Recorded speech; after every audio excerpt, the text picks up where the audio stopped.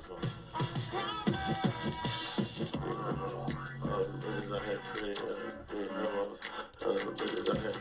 thought I said it.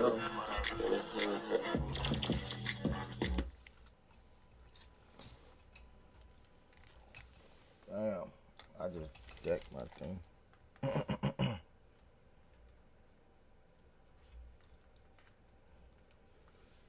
Two turn was good.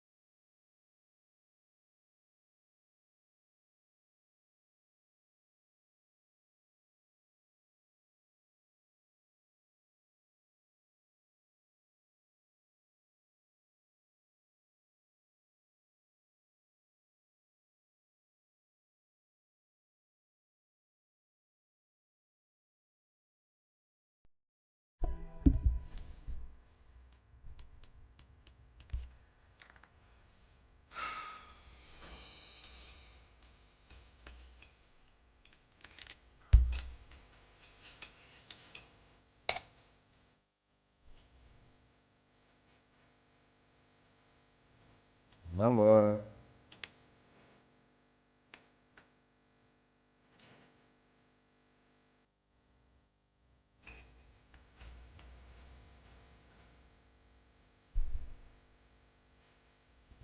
I'm looking through the night, looking at the light.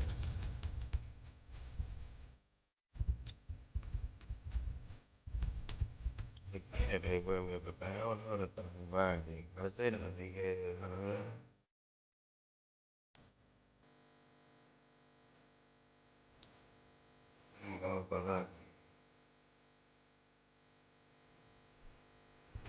you can see it in my eyes.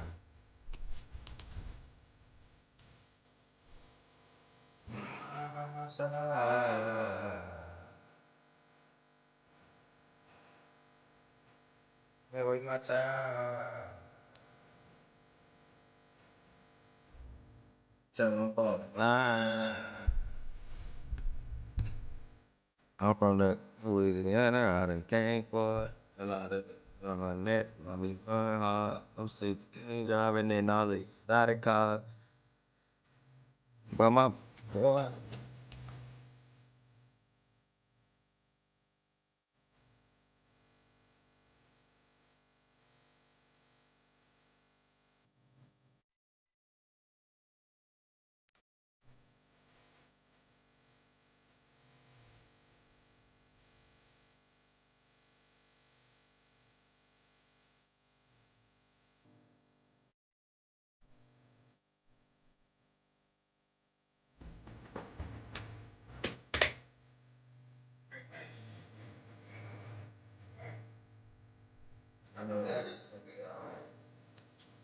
I gotta play my cards right.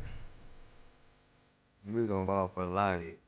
Hey, what's good, Chan? What done happened? And I wanna grab it.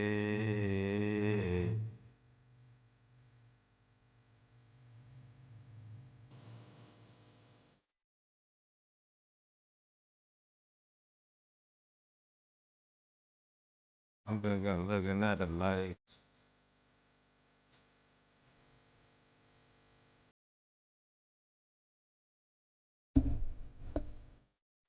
I stay down and get it. I know that it's gonna be alright.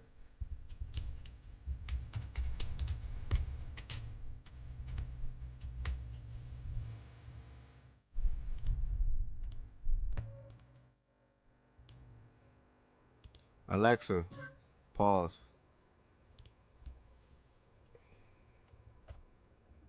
Uh, uh, uh, uh, um. All right. First and foremost, good morning. Second, I know I'm going to be delayed a little bit or lagging. I'm trying to upload the speed. I'm trying to up the speeds, but it's some things I gotta work through. So, either gonna be today and or tomorrow as the last day with me on these speeds. Um, with this damn delay. I mean, not delay, but with this lag. I meant to say with this lag. So keep that in mind, guys. Good morning to everybody that's in here so far. Welcome back to another daily Facts and Stats show, Monday through Friday, 11 a.m. Eastern time until typically like 4 o'clock. And that allow me to do some other things that I have to attend to. I do want to start his and hers though. So if anybody is interested in starting that show with me today, I put it in the Discord. May or may not be real, but I probably do a watch party for that today before the Texans and Steelers game. So probably like 4:30, 5 o'clock. So if anybody have not started that his and hers little new show on Netflix that's taking Twitter and all that by storm right now, I will be doing a watch party for that probably like 5 o'clock. Probably watch like 2 episodes, maybe 3. I don't know. We'll see. As far as the show today, pretty straightforward. We're going to be talking about the Rams escaping out of Carolina. The Bears pulling off a historic comeback against the Green Bay Packers. We're going to be diving in on the Eagles season finally catching up. I mean, it's really just that simple for me. Y'all know how I felt about the Eagles this whole entire season. I told the process when they lose, they'll be first round exits.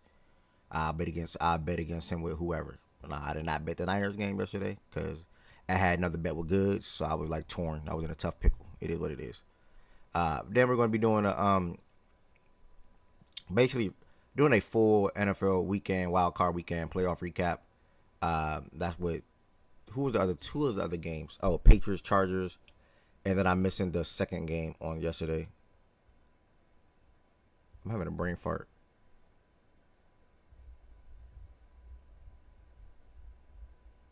Niners, Eagles, Patriots, Chargers. Damn. Who was the third game yesterday? Jags, Bills. I'm sitting here thinking like, damn. Yeah, Jags, Bills. Yeah, I saw Cam Coleman to Texas, and I saw Dylan to Oregon. Cam Coleman in Texas is going to be pretty nice. So this will be everything we're going to be talking about today. And then after that, we're going to be getting our predictions on the record for the Texans versus the Steelers game tonight. Good luck. We had like 5 good NFL playoff games so far. The only one that wasn't as good to me was the Chargers and Patriots. But other than that, every other game came down to like a game-winning drive, game-winning field goal, game-winning touchdown, something of that sort. So hopefully the Steelers and Texans can live up to that or, follow the expectations that's been set, scratching the Chargers and Patriots game. Now, let's get that game out the way. So that'll be that. If you're on the YouTube side of things, make sure you hit the thumbs up button on this video. That helps the algorithm out for anybody that's surfing on YouTube to come across facts and stats. Be willing to chime into the show, listening, whether they type it in the chat or whether they even coming on the stage. To come on the stage, you have to join the Discord. The Discord is pinned on YouTube and Twitch. Also, there's a couple of things you guys can do to extend your support for Facts and Stats and the platform if you're on YouTube. First and foremost, you can send super chats and or super thanks. I will greatly appreciate that. The amount does not matter to me. I will be grateful.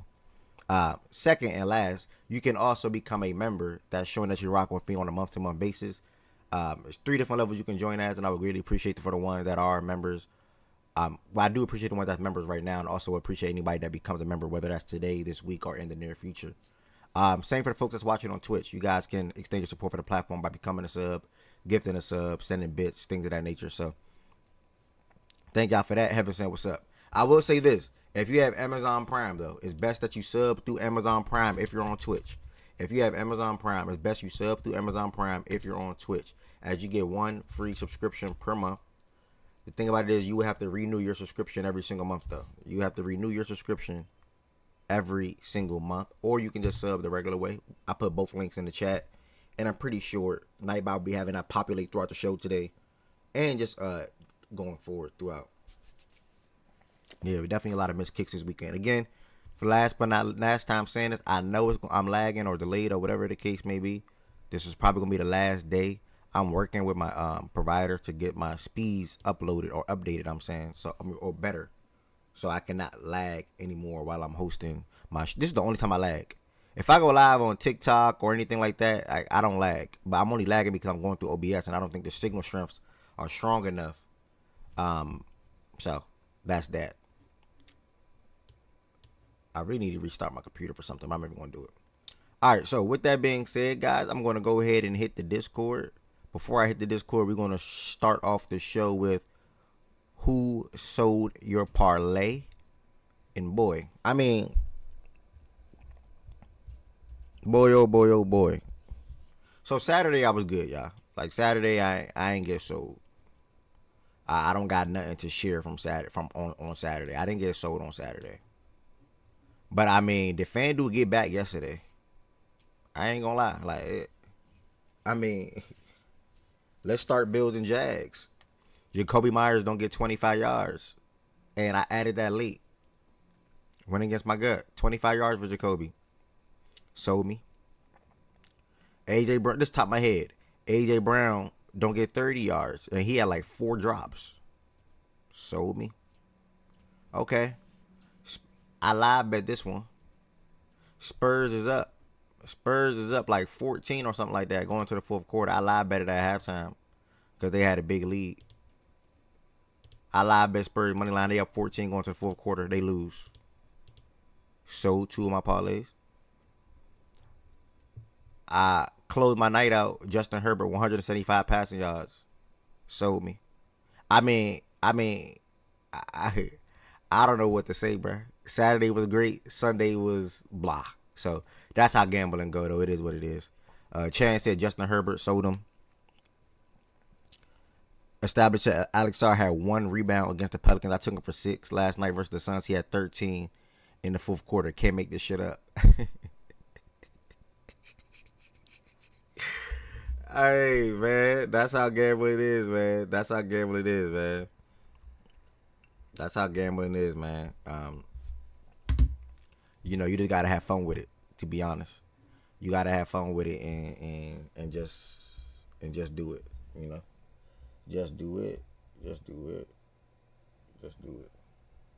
So, with that being said, guys, we're gonna go ahead and get started. If you want to join this, players to shout out. Anybody want to shout out any players over the weekend? Caleb Williams. Shout out to Caleb Williams. They don't win that game without him making one of the better throws I ever seen. That probably one of the biggest throws. Sam going to LSU. That's probably one of the biggest throws damn near in NFL history in that exact moment. I mean, 4th and 8, scrambling to the left, off balance, throwing the ball perfectly right to room over a couple of defenders. Shout out to Caleb Williams. You got Just Popperman, Colston Loveland in the chat with a shout out. Best game by rookie tight end in postseason history. Shout out to Colston Loveland. Shout out to Colston Loveland. Shout out to Iceman Caleb. Shout out to Cole Bishop and Trey White. Yeah, Tre'Davious White had a good game. Nigga, he turned back the clock. Right, you was always on the Loveland over Tyler Warren's side, 100%. OG, I actually had a pretty good day. I don't know about that. The Rockets had a pretty bad loss yesterday, but that's been the story of the Rockets season. Like, the Rockets remind me of the Eagles. Good team on paper, high expectations, but the level of play on the field and or court is mid. Facts are the facts. That's why the title of the show today, the Eagles season catches up. That's what the title is for. I've been telling Process the same thing. Wasn't nothing going to change about their offense. They're not a good football team, and their quarterback is mid. I mean, the facts are the facts. The Rockets is the same damn thing. You gonna see though. Trust me. Watch when the playoffs come. I'm betting against the Rockets. You gonna see. And whatever you took from me, I'm gonna get it back anyway. I'm gonna just chill now. What that best record in the West shit? I'm gonna get that bread back. Don't worry about it. It's gonna come back in 4 months, nigga. I ain't worried about it. I'm not chasing no money. 3 months. It's gonna come back in 3 months, actually. 3 months. Don't worry about it. So with that being said, who's mad? I'm only telling you facts. I'm not mad at all, brother. You see that I put in the title of one of them payments charity. Like, I'm gifting you $50. It's okay. It is what it is for me. As a Bears fan, Kevin Patula got to go? Nah. Well, I mean, yeah. All right, if you want to join the stage, y'all, you will join the stage through the Daily Show stage. We are going to... I don't like titling it all the time.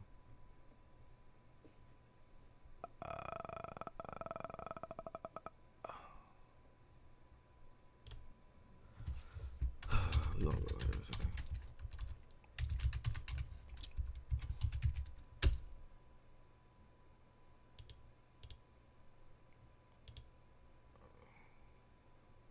My computer not even on right. My computer not even connected right, bro. It's not even connected right. It's not even connected right at all. This is like so bogus. Yeah, I don't even understand how bogus it is. Yeah, I can hear you. How'd you just say that to the person in the chat? Kevin Booth's got to go, and you said no. What the fuck?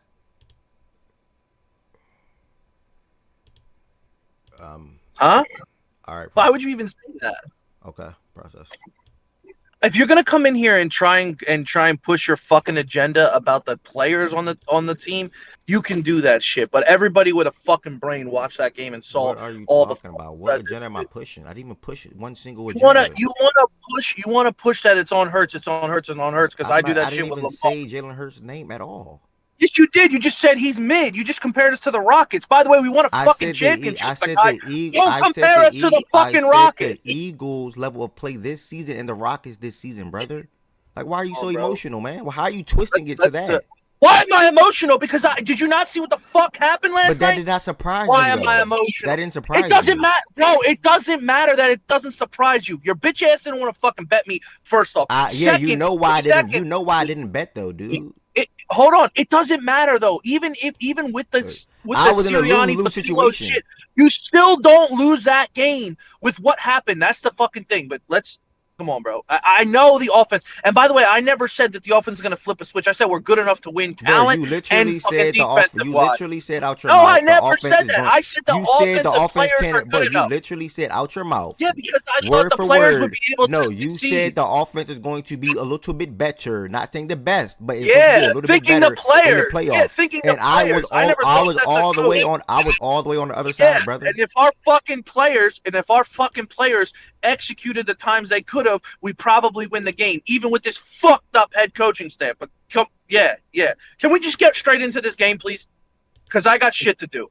Yeah, before y'all get into it, I'm just trying, and I'm gonna get out y'all way. I see y'all about to be in a good fight, but this is football Monday. Why is you niggas bringing up my team, nigga? We're not even halfway through the season, and then process. Hold on, process. And I've been talking to your ass too, because you ain't talking about y'all won a championship. We done won back-to-back championships, nigga. What is you talking about? I'm talking about this team. Talking about this team right now. He's comparing it to this team. Oh, okay. I'm not talking about who won back-to-back championships? The Rockets in 90 fucking. Why are you bringing that up? 93, 94, 94, 95, nigga. Wait, why are you bringing that up? Houston. No, because I said we won a championship, but I was talking about this iteration of the Rockets. Yeah, so why?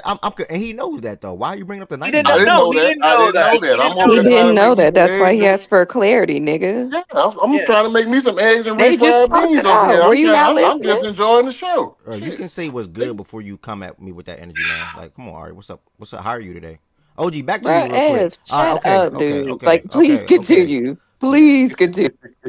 I'm not getting. All right, let me get out y'all way. I'm not getting to her today, bro. I ain't gonna lie. OG, anyways, to you. Nah, don't even try to run. I made one simple comparison. Like this, literally just one simple comparison, and what I said was facts. Literally, what I said was facts. If she talking, I can't hear her, bro. I had to mute her. It's not facts. It's not facts. So we got a whole season to play out. We don't know what's gonna happen. Okay. So we on a 3-game losing streak. But this is football Monday. Process got some shit he want to get off his chest. All right, go ahead.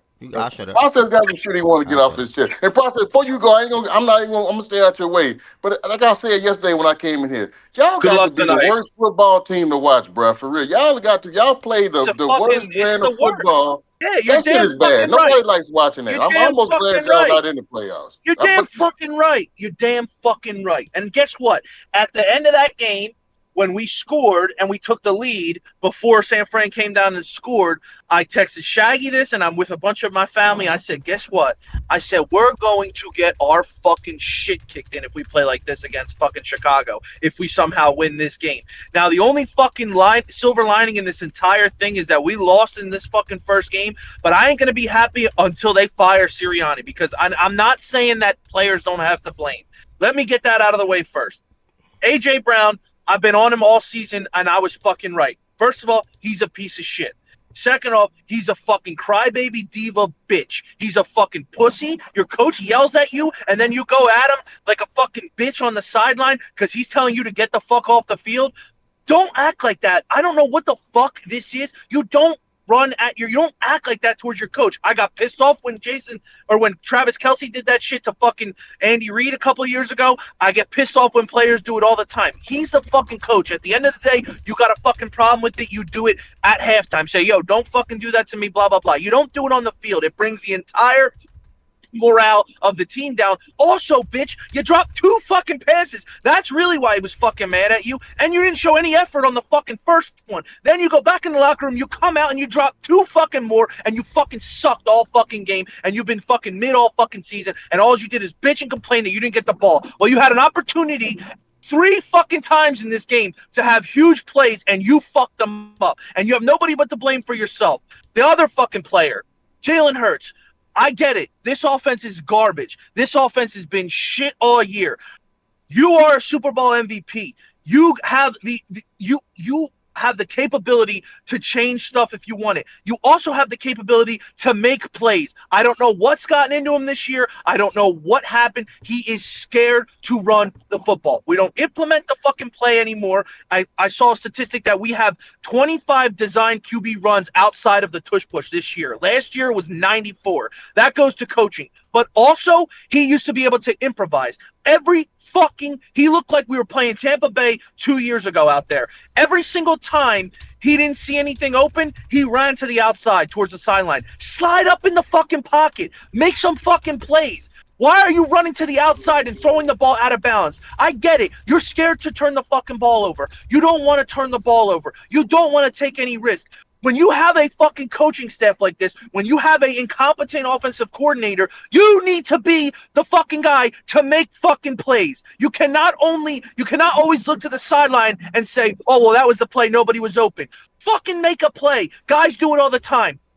The elite fucking quarterbacks in this league do that all the time, and not even elite quarterbacks do it all the time. I saw that fucking bum on the other side of the field make plays happen with his legs, extending plays up through the pocket and making something shake. He runs to the sideline and he bailed out of pockets that weren't even fucking broken. He is bailing. He bailed out of pockets when the offensive line had when he had plenty of fucking time in there to slide up, go get me 5 yards, go get me a couple of yards. Do not just run to the sideline and throw the fucking ball out of bounds. You are able to run the football. You have legs. Fucking use them. You're not a typical pocket fucking passer. That's it. You're not. Don't try and fucking be that, because you're not. If you try and be that, it ain't gonna fucking work, because that's not you. So do what you fucking do best. Extend plays, slide up in the pocket, run the fucking ball. Then everything will open up and there will be more fucking plays to be had.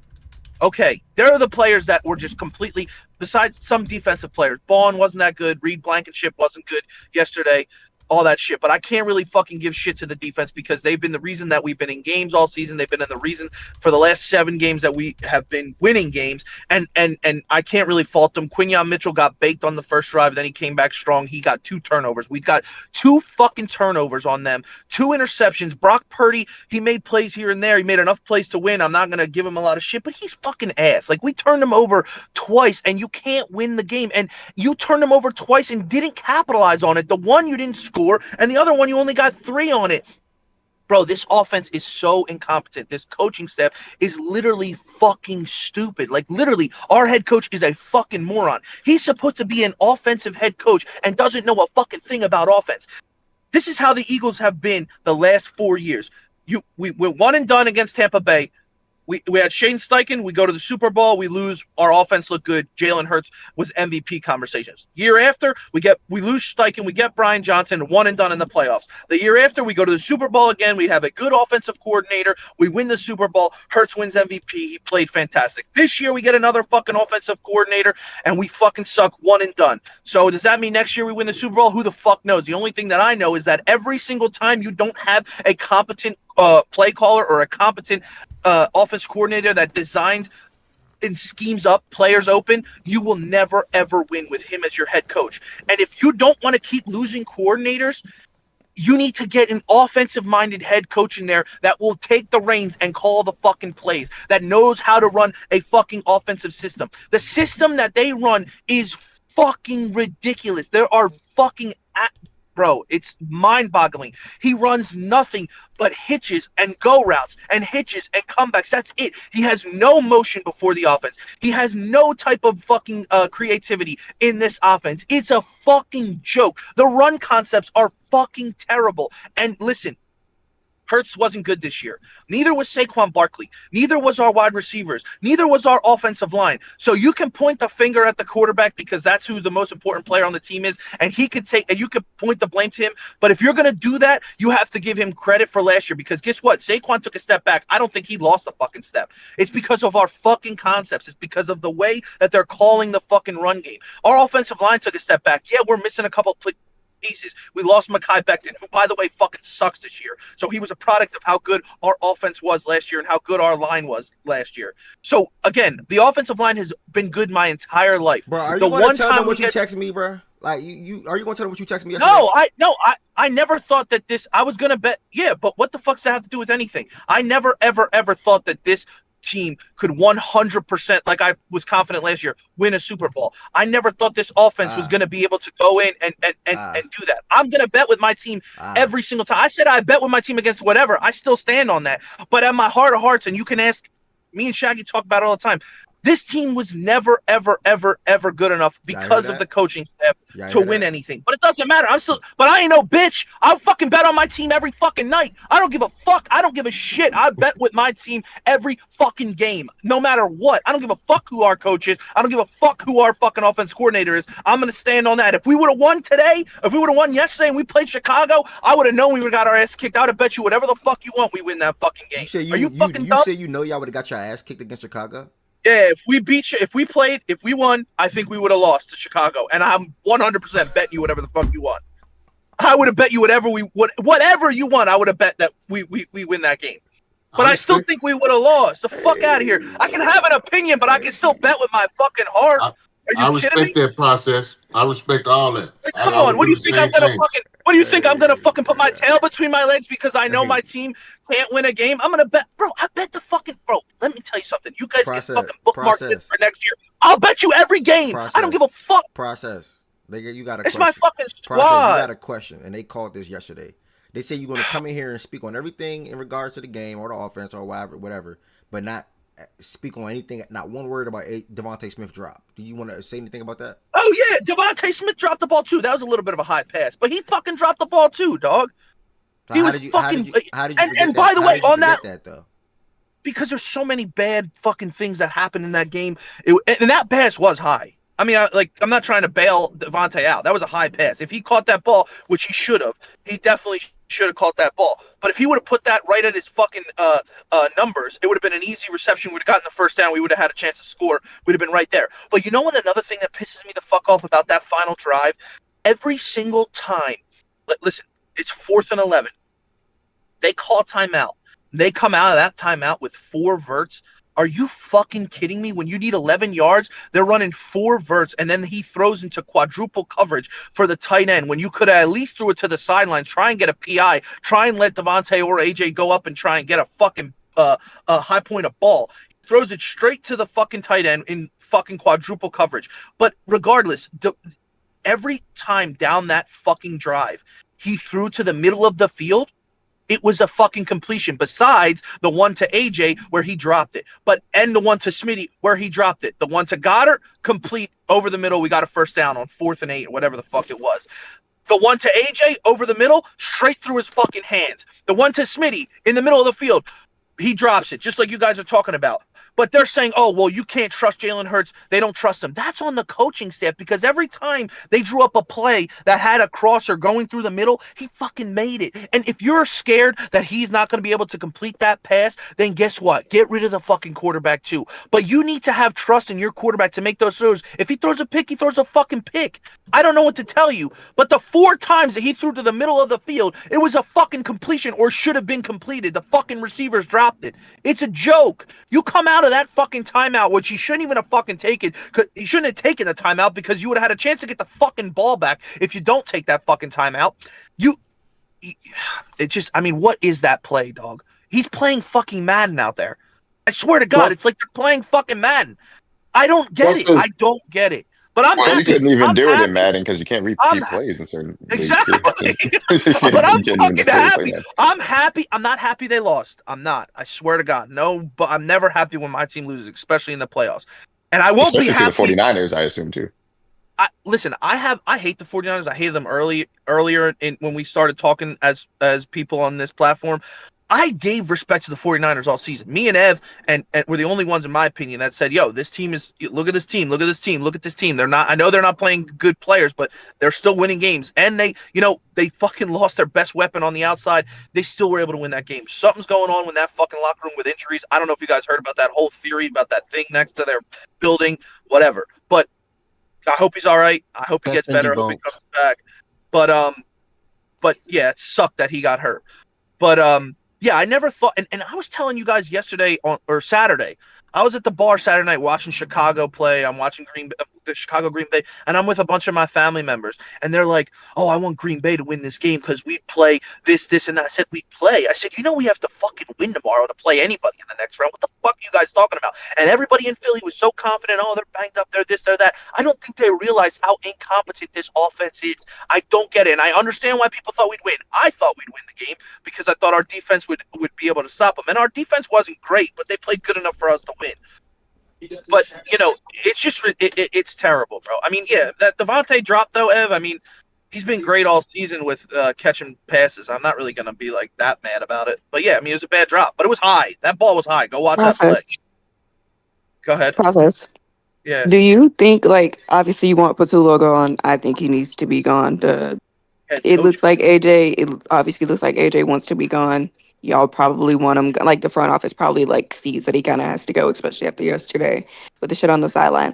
But I guess like my question is like, okay, like since Jalen, and correct me if I'm wrong, but since Jalen has been there and since you've kind of had like this, obviously with the exception of Saquon because he just got here, this iteration of this team together, like y'all have had a new OC, I think every year. Every year. And like we've seen y'all go up and down, up and down, up and down. Mm-hmm. Highs with Shane Steichen and Kellen Moore, and lows with friggin' Brian Johnson and Kevin Patullo. And even when Nick tried to call plays and shit like that, it just didn't work. So like I'm wondering, like, do you think like how since it's kind of been like 4 years of like seeing the off and on. Do you think that like just getting a new OC is gonna change shit? No, I mean obviously because I don't feel like it's sustainable. Like I just don't feel like it's sustainable to like be rotating out OCs like this. Like your QB can't develop really. That's why you need learning a new system. Coach. That's why I said that's what I was trying to get to. Like, do you feel like you need a new coach? You need a new coach because you're going to lose coordinators every other year if you have success. It is what it is. It's the way the NFL works, especially if you get a young guy in there that needs to make a name for himself and needs to go out and get a head coaching job. So if we go out and just say we get Mike McDaniels, I think we would be fucking amazing next year. We would be so much better than we were this year. It would look like a completely different offense. Our run game would be back to the way it was and all that shit. Mike McDaniels is going to go get a head coaching job the year after if he does that. You know what I mean? Yeah. Then you're going back to Sirianni. Then they're going to be like, oh, we won again. Well, let Nick Sirianni pick who he wants like a fucking bunch of idiots. So this is honestly even higher up than Nick. This falls on Jeffrey Lurie and Howie Roseman. You built yourself an expensive, great roster, a Super Bowl roster. And you don't get to these fucking heights a lot. It's hard to win in the NFL. The fact that you've been able to get to the Super Bowl 2 out of the last fucking 4 years is impressive. But you cannot let these rosters slip through your fucking fingers when you have them. So you need to put in the best coaching staff possible every year to win. And they didn't fucking do that this year. And Shaggy said it, and I said it would never happen. They should make changes in the middle of the season. I said they're not going to do that because they're winning. And I get it. Yeah. They won games, but they should have made fucking changes. And now they bit you in your fucking ass. You need to make fucking changes now because this is a fucking disaster. And you need to start with the head coach. I'm sorry. He needs to go. It ain't going to happen. I know it's not going to happen. It ain't going to happen. Process, can I ask you a fucking question? Yes. Can we go back to that first comment you made? Because I've been with you the whole year on the.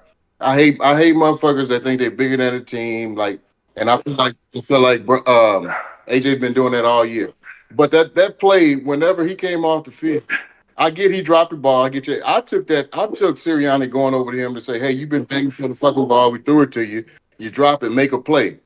Yeah, he might have I said heard that. you say something different. I heard you say they were telling him to get off the field. On the press conference, he went over and yelled at them to get off the fucking field because they needed to punt or something like that. That's what Nick said, but I doubt he would have fucking been honest and said, I told him to get it. Do you want the fucking, you know what I mean? Like, I don't know if Nick really said that, but that's what Nick said. And then that fucking pussy number 11 denied to speak to the media, which is such a fucking weak ass fucking move. I'm sorry. So I don't know exactly what he said, but from what Nick said in the press conference after the game, he said, I love AJ. We have this type of relationship, blah, blah, blah. I was just pissed off, obviously, because, we were getting off the field and I ran over to tell him to get off the field.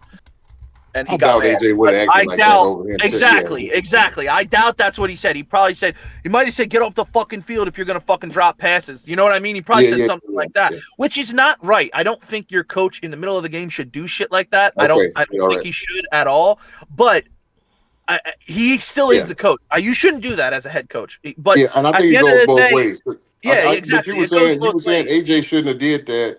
And I'm like, well, shit, coach. I almost took it as coach was antagonizing him at that moment. I'm like, coach, you got to be bigger than that too. You can't go over there telling him you can't be. And I know he didn't just tell him to get off the fucking field. That man know he needs to get off the field. So I feel like he was antagonizing. You saying like time and moment, OG, like just like wait, like if you gonna say something like just wait, like the nigga pissed off. But AJ is the type of person. But AJ is the type of person, though. Even if Nick Sirianni, say he did just say, "Yo, get the fuck off the field," like in an angry voice or yelling at him, AJ is the type of person to go back and be like, "Don't fucking yell at me." He is that type of person. So I don't know if he just said that, but AJ would be like, "No, fuck you, don't yell at me, or don't tell me this, or don't tell me." You know what I mean? I don't think that's all he said. In my opinion, I think that Nick Sirianni probably said a little bit more than just get off the field because of the way he responded to him. But it's just, bro, it's a broken relationship. I mean, he's bitching all fucking. It's honestly, if we fire Nick, we'll probably keep AJ because the dead cap hit on that fucking contract is bad for us. I think we would owe like $43 million in dead cap. If you trade him, that's the trade. It's just the trade dead cap. Yeah, that was disgusting. So they might have to keep him, and Howie definitely does not want to do shit like that, like with the cap, because that's like not what he likes to do. So if they fire Nick, maybe he'll still be here, but they ain't firing Nick. So I'm sorry, they're not gonna do it this year. I think if we lose again next year and we have a down year again, then he's gone.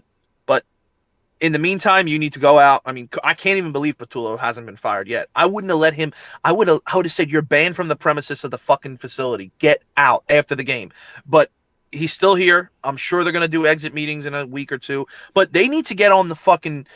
They need to fire him right away because there's a lot of fucking coaches out there. Before they get scooped up, you need to go fucking make a move. Like I think he's going to get a head coaching job, but I'd love Stefanski. I think Mike McDaniels is going to get a head coaching job. I'd love McDaniels. So, whatever. But if you have a chance to go out and fucking do that, you need to do it sooner rather than later because this is a fucking disaster of a fucking offense. I mean, a disaster. If you watch this 3-minute clip of the last fucking series that Dan Orlovsky breaks down, he literally came out in the same formation 5 times. 5 fucking times. A 2-2 formation with the tight end in the middle, and then he just goes and hits the check down to fucking Saquon. Nobody's fucking open. They're not even bro, it's a fucking joke, bro. It's a joke. That's all. We can move on. If anyone else has any other questions, it's fine, but a fucking joke. And Saquon fucking played well yesterday. And our offensive line played well. And they still fucked off that game. And we had 2 picks. Well, I didn't hear that problem. Who do you want as the OC? You said Mike? I would like McDaniels. I'd like Stefanski. Yeah. If Matt LaFleur gets fired, I'm firing Nick Sirianni and hiring him. Are you fucking kidding me? I don't know what the fuck. LaFleur isn't getting fired, though. I know. They just said they're doing an extension. All right, well. I'd Yeah. like him. I'd like all the. I like Stefanski as our. I mean, I like Stefanski as our head coach, but again, we're not firing him. I don't know if he's going to take an OC job either if he gets a head coaching job. But I'd like Stefanski. I'd like McDaniels. I like Dayball as a coordinator because he's another fucking dumbass. He's kind of like Sirianni with the way he acts on the sideline as a head coach. But you're gonna lose the fucking locker room if you start acting like a complete douchebag because that's what he is. He's a fucking douche. I fucking hate that guy. I've hated him since he walked through the fucking door. He's gotten so lucky with having such a good roster, and then when he has good offensive minds around him, he does well. And also another fucking thing, and I'm not trying to defend Hurts because he was dog shit yesterday and he hasn't been good this season, but people are like, oh, he lacks certain ability to do this, to do that, to do this, to do that. He played in two very different offenses with Shane Steichen and Kellen Moore and has succeeded in both. Kellen Moore's offense was implemented a little West Coast offense, a ton of RPOs, and a ton of motion before the fucking snap. So his offense was not like some easy offense to run. You remember he did it with a good quarterback in Justin Herbert, did it with fucking Dak Prescott. Yeah, we had a good run game that year, which helps the quarterback, no shit. But the run game was also good because of the concepts that he was running. But there was a lot more complexity to that offense than this one, obviously. And then Steichen's offense was a lot of bootlegs, a lot of play action. And then that's where he would be able to kill you with bombs down the field because he'd implement a lot of play action into his offense. And you saw how good they were this year when they had Daniel Jones back there. And again, a good running game. But it all stems from not only is this offense ass in the pass game, our fucking run game wasn't good. And that's our identity. So when your fucking OC can't even have one of the best offensive lines in the league and the best running back in the league have success, your offense is going to fall apart. Like, that's the biggest takeaway, that you can't even fucking run the ball well with the talent you have. All right. Fuck, man. I don't even have anything to say, really, as far as to him. Everything I ever had to say to him, I already said, to be honest, leading up to this date. Literally. You were right. You want to hear that? You were right. The I offense was shit. No, I'll give you credit. Let me give you a credit. You said that nothing's going to change. They're going to lose. I don't think you really thought we'd lose to San Fran because of how depleted they were. But you said if we go up against the Rams, if we go up against certain teams, we're going to lose. You were right. I got hesitant in the Niners game because Ricky was out. Yeah, a lot of people were out. We should have won that. Yeah, them pulling that game out was a surprise to me. I did think y'all were going to lose to whoever y'all played, though. Unfortunately, good for y'all, just fell to San Francisco. So, like, oh, shit, they banged up, we'll see. Right, yeah, like everybody thought. But any game going forward, like I told them on Friday or Thursday, Chicago was 100% beating y'all because I thought y'all were going to get past this game right here. And I didn't even know you felt the same way. Yeah, I didn't know you felt the same way. But because it's just an ink. Yeah. I don't need to keep going. We can go on to another game or. Like I said, you said I was right. It's cool. This who the Eagles been this season. You know, and the title of the show say Eagles season finally catches up. Pretty much. It's not easy to skate by and be mid and win close games and things like that and turn out and win a Super Bowl. Like, it's not the same exact season, but it's like when y'all started. What's that season? Y'all, like 2 years ago, when y'all went 9-0 or something. 2023 when we had Brian Johnson. It's the same fucking thing, and that's Nick Sirianni's fucking system. Like, that's why Howie Roseman and fucking Jeffrey Lurie need to open up their eyes. You just saw this happen 2 years ago with a great roster. Now you have another great roster, and it happened again. When you don't have a competent offense coordinator, that stupid motherfucking head coach implements his system, and it doesn't fucking work. Like, it's simple. Like, it's just like a fucking pattern right now. Yeah, so the same thing happened 2 years ago. And even the same thing to the Chiefs last season. The Chiefs were, I think, 15-2, 14-3, whatever it was. But they won a lot of close games last year. And they still made it to the Super Bowl. But you see what happened when they got to the Super Bowl, going against another great team, which you guys had last year. Pretty much the same roster this season coming back, if not even better. You know, shit, it caught up. They fell short. The 49ers, like the process said, I've been on their side this whole entire season. Now, it is very unfortunate for them with the George Kittle Achilles injury. Prayers up to him. Appreciate that follow. Prayers up to George Kittle. So damn unfortunate, man. So damn unfortunate. And it's going to be tough for them to go to Seattle. I think they go to Seattle and play Seattle and beat that Seattle team. But I'm going to enjoy it. It's going to be a division game. Ain't nothing better than that in the playoffs. And hopefully they get Ricky back. Yeah, hopefully they get Ricky back. You can't rule them out. As far as the Eagles, I agree with process, bro. Like Nick will be there next year. I think they'll get a new offensive coordinator again. And AJ don't want to be in that offense. AJ don't want to put on the Eagles jersey. AJ body language was horrible in the second half of that game yesterday. Like literally horrible. It literally was on display. He not process. The first time I saw what process said to be facts. Not running hard. He wouldn't even get into the line of scrimmage quick. He was jogging around. He was just moving so sluggish, you know. And I think he was just pissed off yesterday, to be honest. So I don't know, man. It is what it is. Shout out to the About 49ers. what though? Niggas in the playoffs, your season's on the line, and you gonna take that opportunity to pout? I just like, and I've defended him several times. I don't understand that. The playoffs, everything has to be water under the bridge. Sweep it under the rug and go get the business, make it happen. Like, how you sulking in a playoff game? And then I don't even care about the sulking. How are you not showing up when your number's called? Mr. I've got to be featured. I got to be the one. Okay, well, when they throw you the ball, catch it. Track balls better. Be faster. When did he get this slow? AJ legitimately is moving like he looks like he's lost a full step, not half a step. He looked like there's no way he shouldn't be able to get fully under that ball that was on the right sideline that he ended up dropping when Sirianni did, get in his tail. But I don't get that. But go ahead, Ev. Even the one now you good. Even the one even the one deep across the middle of the field. The deep one, not the one in the fourth quarter. The one where it would have went to like their. Oh yeah. Yeah, even that one. He could have got under that one a little better. Tracked that one a little better. So. Yeah, man, horrible AJ Brown game. Like Proctor said, Saquon was good. Even Tank on his couple of carries, he looked solid as well. Shout out to Dallas Goedert, man. Tank's been looking solid on very limited carries all year. Facts. Shout out I to think Goddard. part of it. Go ahead. My fault. I didn't know you was trying to say something. Go ahead. No, I'm just shouting out Goddard. Goddard 2 touchdowns. That's pretty much it. Oh, shout out to Quinyon Mitchell as well. Bad first series or two, I think, in that first quarter for him. Barbecue chicken. And then he did make it up and pull off 2 interceptions. I think he had both interceptions. Yeah, he had both interceptions. He did pull up at the end of the game with 2 interceptions. Did finish out the game pretty well. Shout out to DeMarcus Robinson. Shout out to CMC. He was CMC. Shout out to Kyle Juszczyk, one of the better fullbacks in the game. Fullbacks still matter. Patrick Ricard matters a lot to Baltimore, and Cal matters a lot to San Francisco. Cal actually came from Baltimore. So, yeah, man. Shout out to the 49ers, man. Brock Purdy had 2 bad interceptions, but he still delivered some really key, timely throws, especially that I think it was Juan Jennings. I think it was Juan or DeMarcus. A slant across the middle of the field. My goodness, it was a phenomenal ball. So, yeah, man, that's pretty much all I got to say about that game. We'll see what the Eagles do this offseason to better their roster and better their coaching staff if they do make changes. And what you about to say, T? Oh yeah, I appreciate that, brother. I was just gonna say it's very similar, like take I had even like Green Bay, Chicago.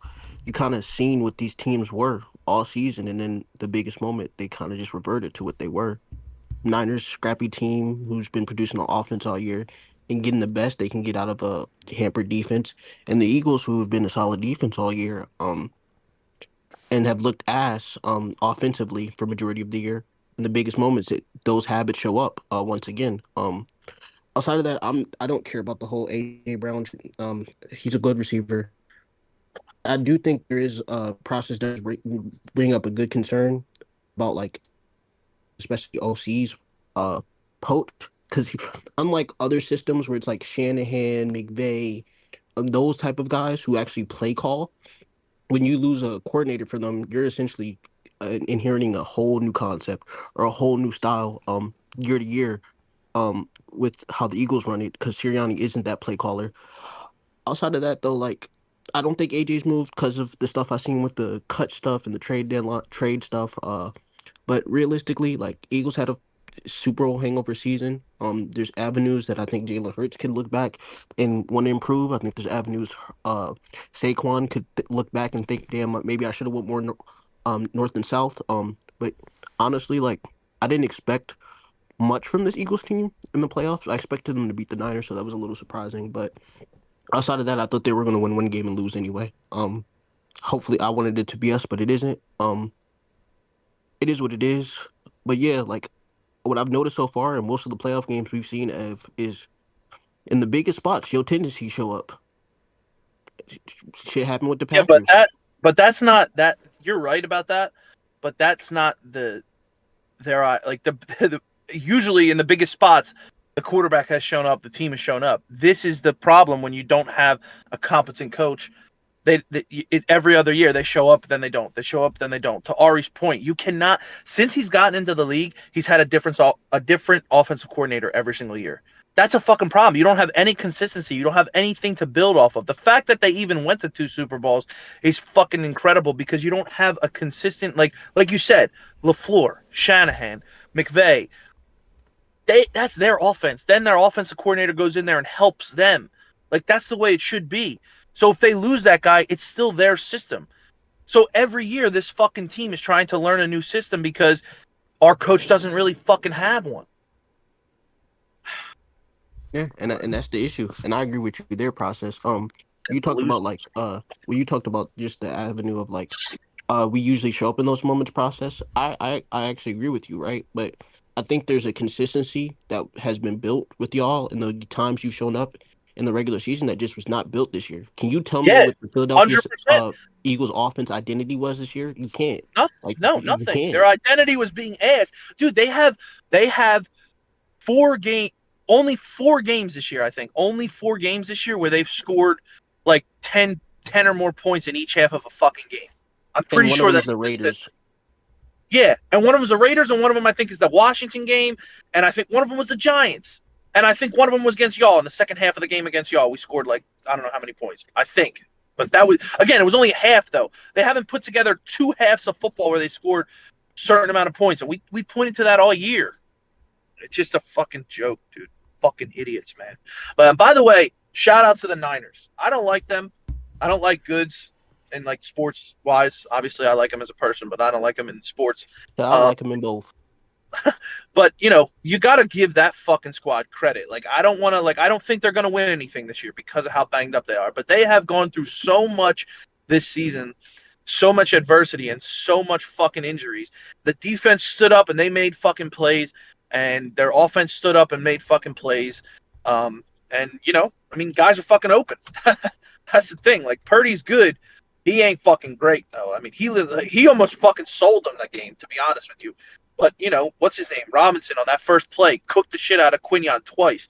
Good thing he got his fucking lick back because I had to hear people in the chat like, oh, fucking All-Pro 1. Yeah, he is fucking All-Pro 1. 2 picks. He almost fucking won us that game. Yeah, whatever. Funny enough, I do think D-Rob on the Rams last year also had some really good reps against Quinion as well. D-Rob is a super sneaky, underrated receiver. And that was his best game of the season, though. You know what I mean? Like, that was insane. Also, if you look at his snap count, he really wasn't utilized early. Yeah. He was suspended the first, 4 games of the year. And I get his tape, like, this year, but I kind of knew he was going to have one of these games eventually because he was the most consistent third receiver. Honestly, the second best receiver, better than Kupp last year. For us, if you watch us consistently, he was a great wide receiver, and he's been a great wide receiver. Damn near every spot he's been in. You can't say shit like that when Kupp was hurt the whole year. Go to the next topic. You just disrespecting a franchise great for no reason. Games, right, that's Wes's boy. No, I'm talking about Kupp. I'm talking about your comment about Kupp when he got hurt. D-Rob was better than that nigga, bro. Yeah, but he was hurt. He wasn't. He got hurt. No, he was. Like, he actually gave us a downfield threat. He was Kupp was actually on his own. I don't care. Go ahead. This nigga chatting shit. Just because you like Kupp, bro, don't be mad. And by the way, hold on, Wes. No, I'm being honest. Wes, by the way, he was a downfield threat. He was a more consistent avenue. It's no. Go ahead, process. Go ahead. No, I think that Surtain. The only reason he didn't get it because he was injured. I think he's better than fucking Quinion. I think that Stingley's better than Quinion. That's where I said after them 2, he's on the same level as the next guys. That's all I said about Quinion. Gonzalez better than him too. He's on this year. He's been on that level. Gonzo's great. Don't get me wrong. He's fucking amazing. Gonzo and I think Surtain and Stingley have separated themselves from the rest of the pack. Sure. That's what I'm saying. I think you guys have a little bit of process, but it's cool. It is what it is. No, the next level. But the reason I say Gonzo too, I think Gonzo just doesn't get his just due, because he just doesn't have any ball production. Like he doesn't get interceptions. Right? Yeah, but neither does Quinion. Yeah, Quinion really get tried though. Like niggas don't throw the ball. But that's my point. To the Gonzo thing, I think Gonzo respected Quinion. I think that was the first touchdown he let up all year. Are you saying? I'm just trying to clarify. Are you saying that you think it's Stingley, Surtain, and Gonzo, then like Quinion, Yeah, I or are think you that's saying okay? Yeah, I think those three are the class, and in their Quinion own? can be fourth. I don't. Yeah, Okay. but I think. Yeah, I think that's the class of the league right there, bro. My And last Quinion can be fourth. I don't mind him being fourth. Like, yeah. my last comment. I think I can count on two hands how many quarterbacks is better than Jalen Hurts. And I'm That's so fine. I don't mind yeah, you after. my Listen, brother, after my last brother. year. This is not to process. This is an open comment, brother. Are you? Yeah, I know. Well, I'm commenting on it. I'm feeling? commenting You on didn't it. even let me finish. Are you feeling type of way about that part right there alone? No, I don't think that. I don't think that he's out of that tier of top 10 quarterbacks. But I don't mind. I'm not going to push back to you. I was going to say this. I'm not going to push back to that after this season because I go off of winning fucking games. That's why last year I pushed him all the way up to the top 10 and right outside the top 5. And I said he won. He won Super Bowl MVP. He needs to be in these conversations as a top 5, not 5, top 6 to 8 quarterback. He's right there in the realm.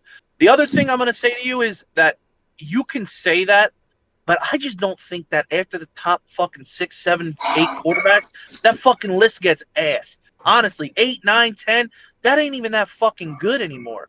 Like, you know what I mean? Like I think that the top 4, like all the 4 guys that everyone talks about, are for sure better than him. Like, Burrow, Allen, Lamar, Mahomes, they're better than him. Then you get to the Herberts of the world. He's better than him. Oh, no. Okay, even though he fucking sucked again yesterday, but I still think talent wise he's better than him. And listen, that man couldn't even play a clean game at all. I was gonna say people are gonna shit on Herbert. I hate that. I hate that people are gonna shit on him. He's been ass in the playoffs, bro. He had no fucking time. He was getting murdered. I mean, the fucking guy. I'm not gonna lie. Murdered. I don't feel bad for other players. Cause I genuinely don't feel bad for other quarterbacks because like it's football. But man, I feel bad. Yeah, but for that was yesterday. bad. Like I do feel bad. I felt so bad for him yesterday, really bro. bad for Like him. I don't know how he even got up and continued to play. It was amazing. Honestly, I know he's sore right now. I know he's sore. Yeah, bro. He was. Oh my god, bro. Like people are gonna body turning all kind of ways, leg bending, arm hurt. Like it was crazy. Like you know he's a warrior, Ev. You know he's a warrior. That's what sucks about. That's what sucks about like going forward. People are gonna be, oh, he's 0-3 in the playoffs. He fucking sucks. Look at his touchdown. I saw a statistic saying that Juwan Jennings has more playoff touchdowns. Yeah, I saw that too. Wait. Finish the process. We gotta like the process. There's one. You know what? I'll wait till we get. No. The first 2, I agree with you, Ari. But yesterday, bro, that was fucking. I mean, he didn't look the best. I don't know how you could. His decision making, I don't think anybody. I'll save it to the game. I'll save it to the game. I don't need to. Yeah, I'll save it to the game. I will say that 10 quarterbacks stuff over or 2 hands better than Hurts. Absolutely not. Okay, process finish. You have 5. You said Herbert 5. Process. Go ahead. Let me hear. Herbert's 5. Matthew Stafford is better than him. Go ahead, say it, nigga. Go ahead, say it. Fuck no, bro. I ain't fucking putting his dumb ass on there. Absolutely not. Go ahead, say it. Go ahead, say it. No, be young. No. I'm trying to think of guys who win stuff. Not a lot, dude. There's not a lot of them. Oh, Drake. I think Drake May is going to solidify himself over Hurts going into next season. You think Goff is better than him? I can start throwing out names to you. You think Goff is better than him? What? I said, I'm asking, do you think Goff I don't is better think than him? Yeah, that's why I don't think Goff's better than him. I don't think Love's better than him. Depending on how Caleb finishes this year, he could be better than him. Lawrence. This is his first really good year. I need one more year to solidify. Okay. He's more talented than Hurts for sure. Yeah. Okay, I'm trying to think of. I don't think you'll put Sam Darnold in front of him. No, I don't really want to ask. Okay, not Darnold. You just said Dak's not. I think you're being a little biased. I'm not biased. You know he's better than him. No, Jaden. I mean, Jaden only had 1 year. I don't feel like it's fair to Dak is the better quarterback than Jalen Hurts. Man, no. Now that's where I will push back. Yes, he is. Dak is better. I think there are definitely arguments because like JD5, granted, injury, whatever. But JD5 is clearly better than that nigga. Better than His him first too. year in the Facts. league, I Better and than I only him said can't. too. the 1 year stuff, Wes, because it was 1 year and he was hurt most of this year, so Yeah, I ain't really exactly. like arguing. But again, if But you go by I know what I As a think. quarterback, he's But 100% better than him. Wait, no. Hold on. If you're gonna ask me I know questions what I as think. hold on. As a pure quarterback and playing the position and all the talent that goes into it, I agree with you, Ev. He's not top 10. Okay, all right, cool. But if you rank players like we rank them, like go by like the what they've resume accomplished and all that shit. Yeah, all that, he's top 10. But off of just talent wise, yeah, he's not even top. That's what he's not a He might not Well, even be yeah, fucking. Yeah, we the on the last same one, page. Stroud, CJ Stroud. My last one. Not Stroud. If you do just talent, he's like 18. Yeah, if you go by just throwing the football and being a quarterback and all that shit, then yeah, he's not top 10 for sure. I put JD, I put Trevor Lawrence, I put all them guys that you named that I was. That's what I was thinking. I'm like, I know I'm not tripping, bro. Like, yeah, but like that. Yeah, Trevor I played his tail off this year. But process, you're not concerned. Trevor Lawrence is tough. I'd be concerned if we don't. I'd be concerned. I'll tell you this. My concern will come when I find out what the next step is, who we're going to be as our offensive coordinator. I don't think Nick's going to be fired, which that is a concern. But if we could get a coordinator in there that I think is competent, then no, I'm not concerned because I still think we have a really good talent on this fucking roster. And I still think we have a really good defense. I'm talking about Jalen. No, because if you put him in if you put him in a system that works, and that doesn't make him a system quarterback because he's been in two different systems that have been completely different, and he succeeded in both. If you just have a good system with a good run concept in that with Saquon back there, I think that he can succeed. No, I'm not concerned about that. This is my thing. I get the nigga, the bozo, the offensive coordinator. I get that. Yeah. I'm sorry. It's not. It's not supposed to look that bad, my nigga. It's not supposed to look that bad. It's not supposed to look that bad, my nigga. Be young. And I'm saying, sorry. Hold on, be young. He can make some shit shake. I done seen him do it. I know, but I'm telling you, like, if you put like like the elite quarterbacks on this Eagles team, they would make shit shake better than Jalen Hurts. They still wouldn't be able to overcome how fucking terrible the concepts, the scheme, and everything is. I'm telling you, like, even if you put the best of the best, you put Lamar, you put Josh Allen, you put Burrow, you put fucking Mahomes on this team with this coordinator, they'd make shit shake. Maybe they win that game. Maybe they win that game. For real. No, for real. But you they know what's win been going around. You know what's been going around. They've been saying. I don't want to hear Shady's dumbass talk, bro. That's AJ. It's not just him. It's not just him. They just simplified the offense because his limitations.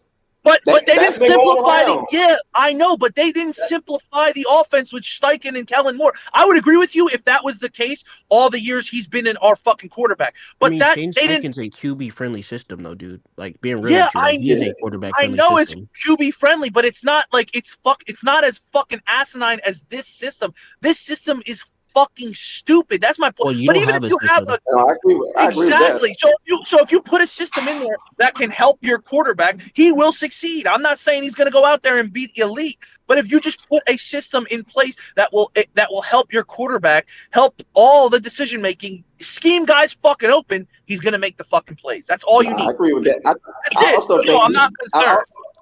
I also think he plays too safe sometimes too. Yes, he does. I said that. He never takes risks. That's stupid. Yeah. That's dumb. I don't know why he doesn't do that. I get he doesn't want to turn the ball over, but at some point, he's a game manager.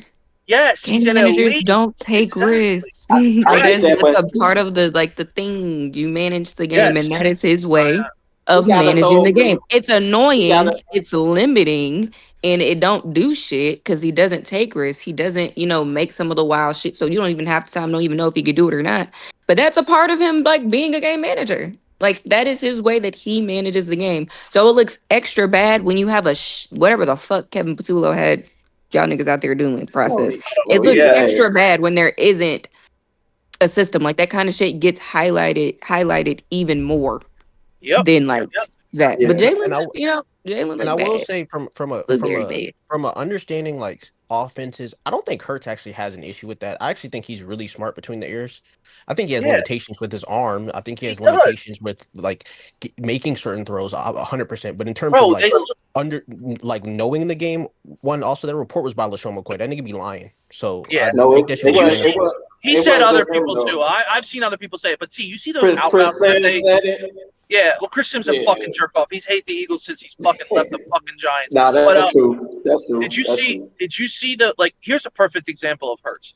He has a good deep ball. He's accurate down the field when he throws a deep ball. When he throws those on the numbers, on the outside, I wouldn't say he's that accurate through the middle. No. Deep. Hold on. When he throws those out routes, like those 6-8 yard out routes to the sideline, he makes those fucking throws, right? I feel like it takes an eternity for that fucking ball to get there. I'm like, just fucking rip that fucking ball, bro. He throw like his arm hurt. Oh my god, fucking throw the ball like a man, you fucking bitch! Like you're fucking throwing it. Velocity though. You're asking him to do something that he physically can't do though. I know, but that's why the coach is so stupid. That's all they fucking run, and he doesn't fucking make those throws on a dime.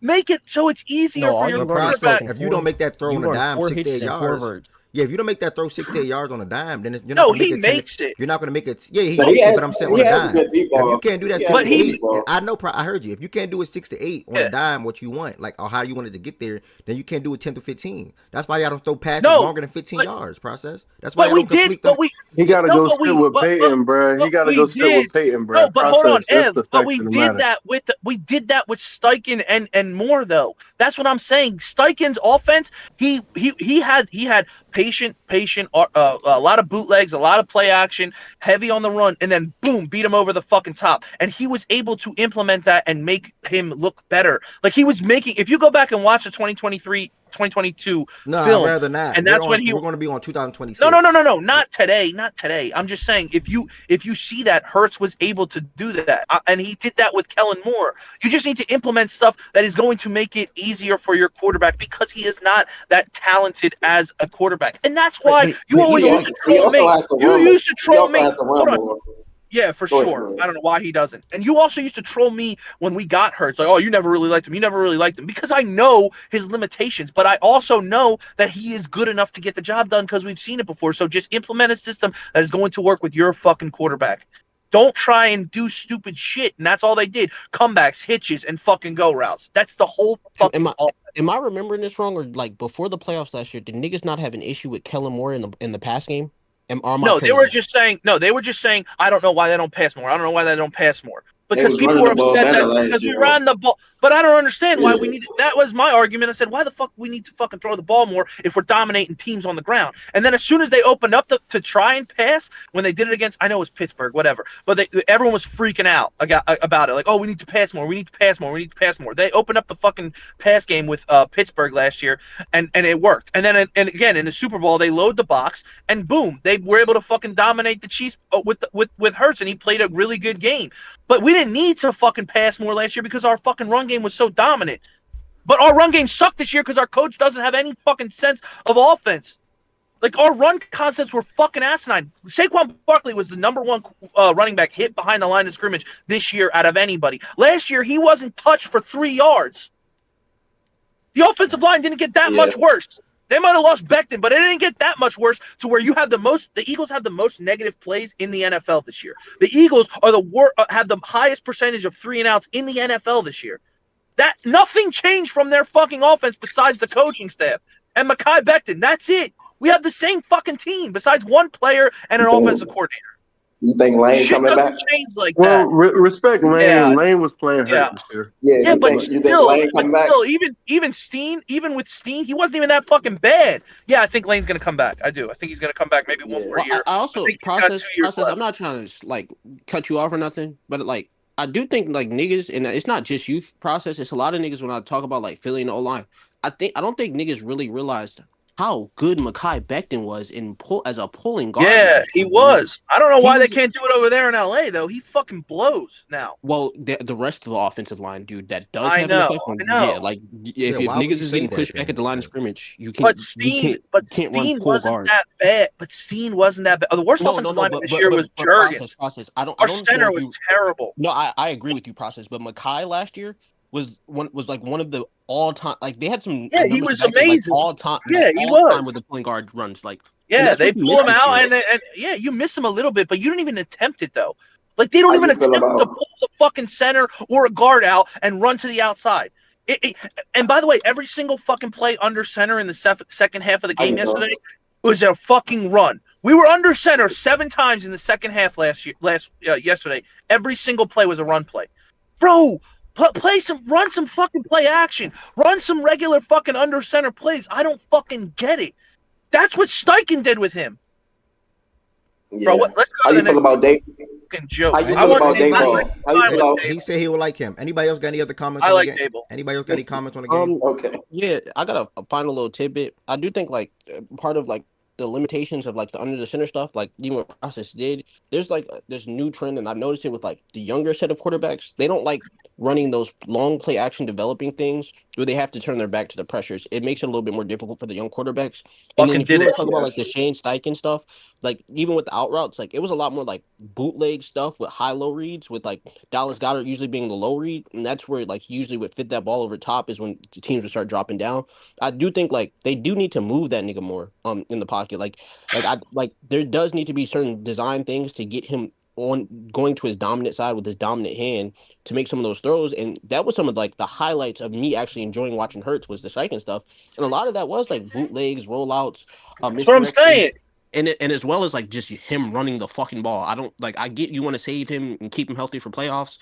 I think that has to do with him too. By the way, I don't think he likes. I think it does process as well. But his bitch ass needs to get the fuck down there and do it. I don't give a fuck. All respect though, like you can't start doing some shit in the playoffs. You can't start calling RPOs in the playoffs. You can't start doing quarterback design runs all of a sudden in the playoffs. That's how you going against. That's how you get them dumbass holds. You get a bunch of dumbass penalties because you wait till the playoffs to bring some shit out. No, you have to work on shit and go through the 17-game season.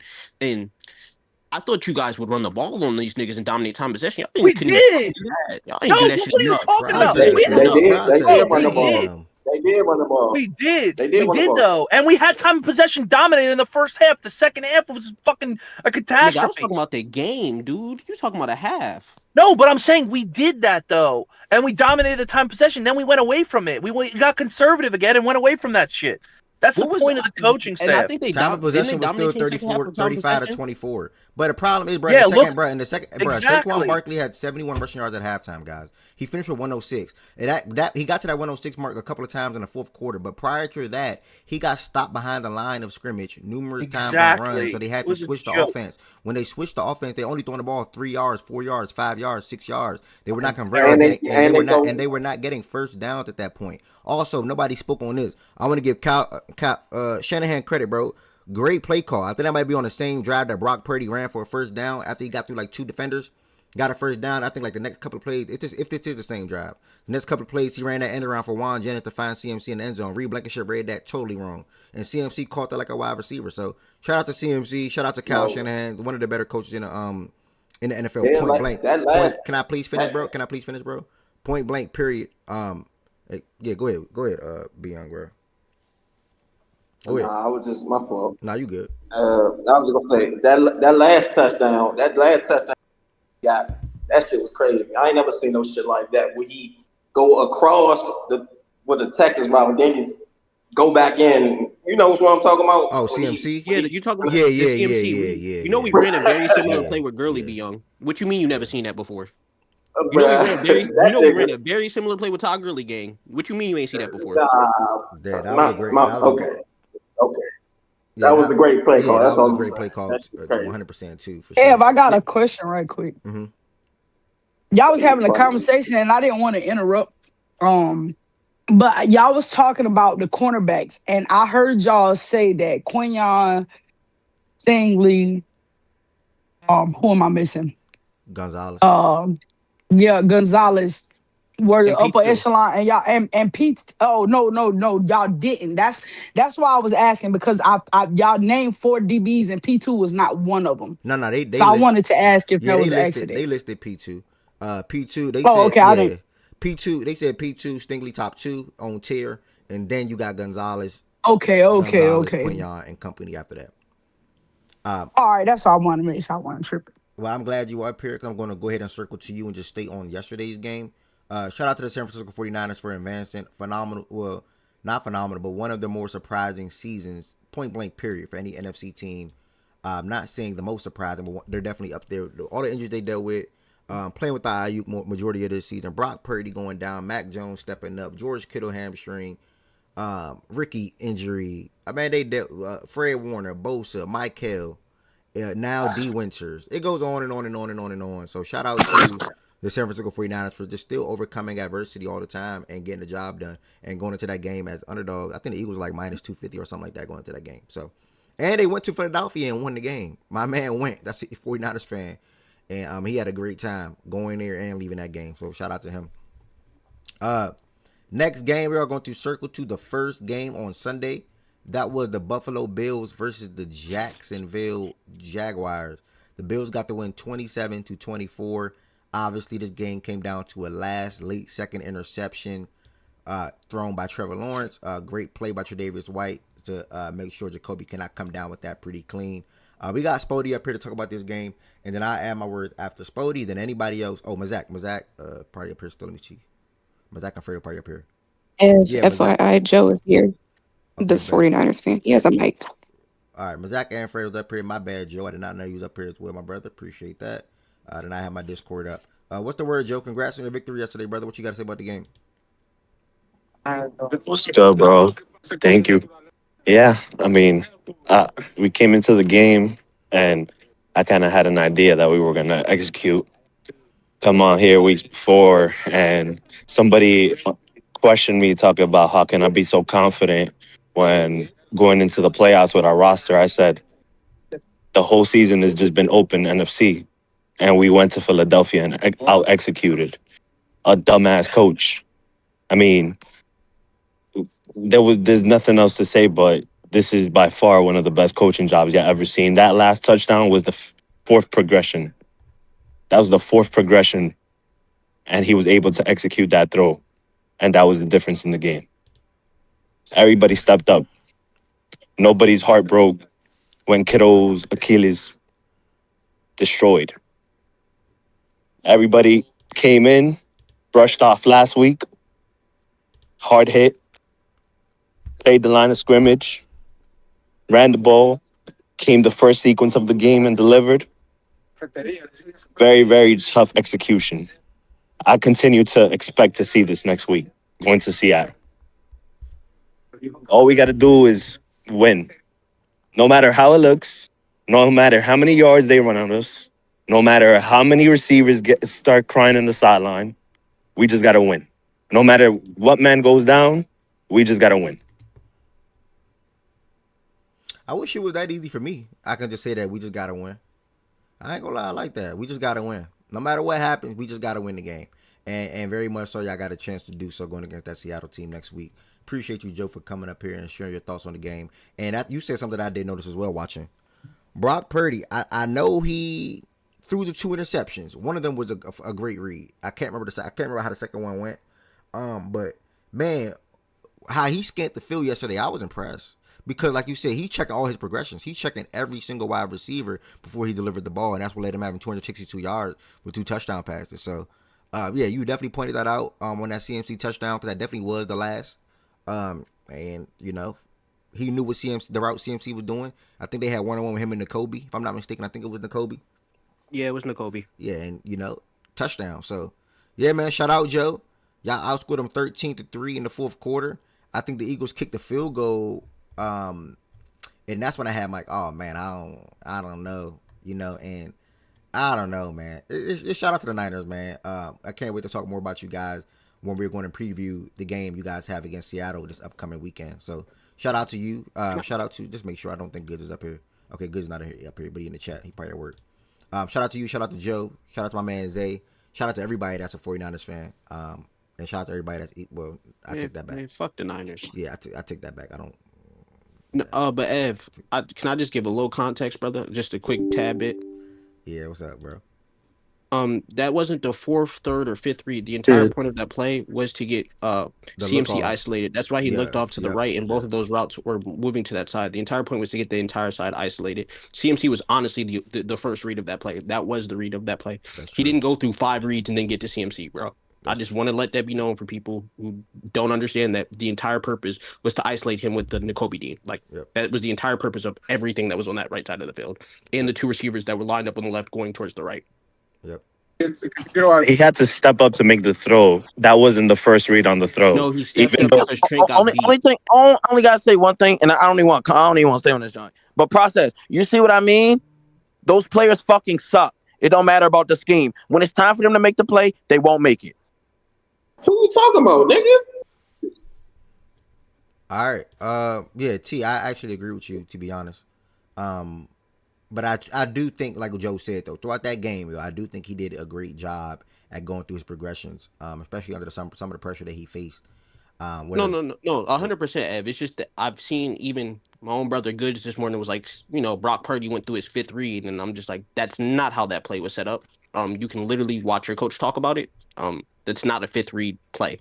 That's not a fourth read option. Like, that's the entire purpose. But he did make a good play to look to the right side, and Trent did get beat, and then, stay in the pocket, step up, and make that ball to CMC, and CMC ran a phenomenal route. But we could go to the next game, brother. All right. He was holding too. He was holding on that play too. Appreciate you, brother. We're gonna jump back to Sunday, 1:00 Eastern time. We had the Bills go into Jacksonville and get the victory, 27-24. I'm gonna pass it to Spody, Fredo, Mazak, and then I'll come in after those three, and then I will also lean on to the stage to see if anyone else up here has any comments on Josh Allen leading that Buffalo Bills team to a victory in Jacksonville. So Spody, I'll pass it to you first as the losing, as the loser, and then pass it over to the winner right after you, and see what they got to say. All right. GG's to the Bills fans. Man, this was a tough loss, bro. It was a tough loss. You know what I'm saying? I'm hurt. I'm not really hurt. I'm lying. I might. I've been chilling, bro. It sucked the way we lost the game. There's a few things I could point out in this game as to why we lost. Starting with my special teams, my 70-yard kicker missed a 54-yard field goal. Liam Cohen went for 4th and 1 yards away from the end zone instead of kicking a field goal in the second quarter early in the game.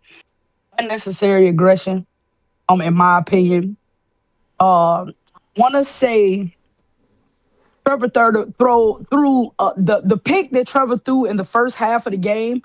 I really want to call it a bad pick by Trevor, but I can't. It was a really good ball by Trevor, but it was a phenomenal play by Tre'Davious White, bro. Like, I want to be a hater and be like, oh, Trevor shouldn't have threw the ball there, da-da-da, this and that. But the nigga was there. The play was there to be had. Tre'Davious jumped the route, made a great play on the ball in the first half of that game.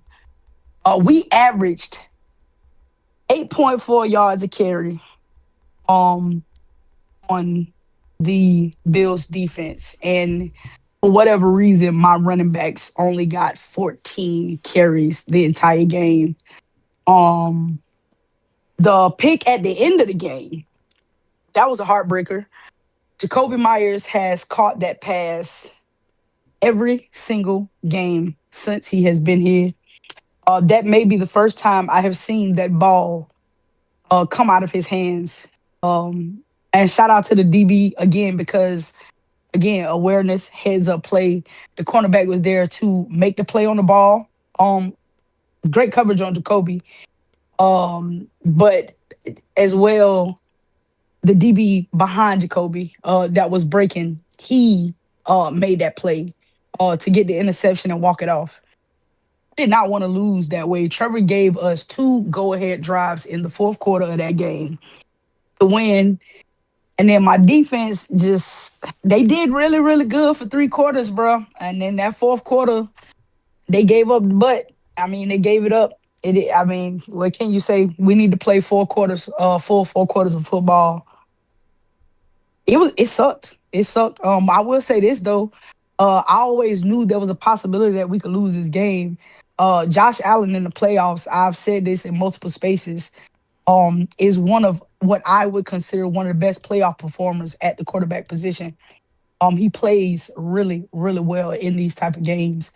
And ultimately, we were containing them, and he did exactly what Josh Allen does in the fourth quarter of a playoff game.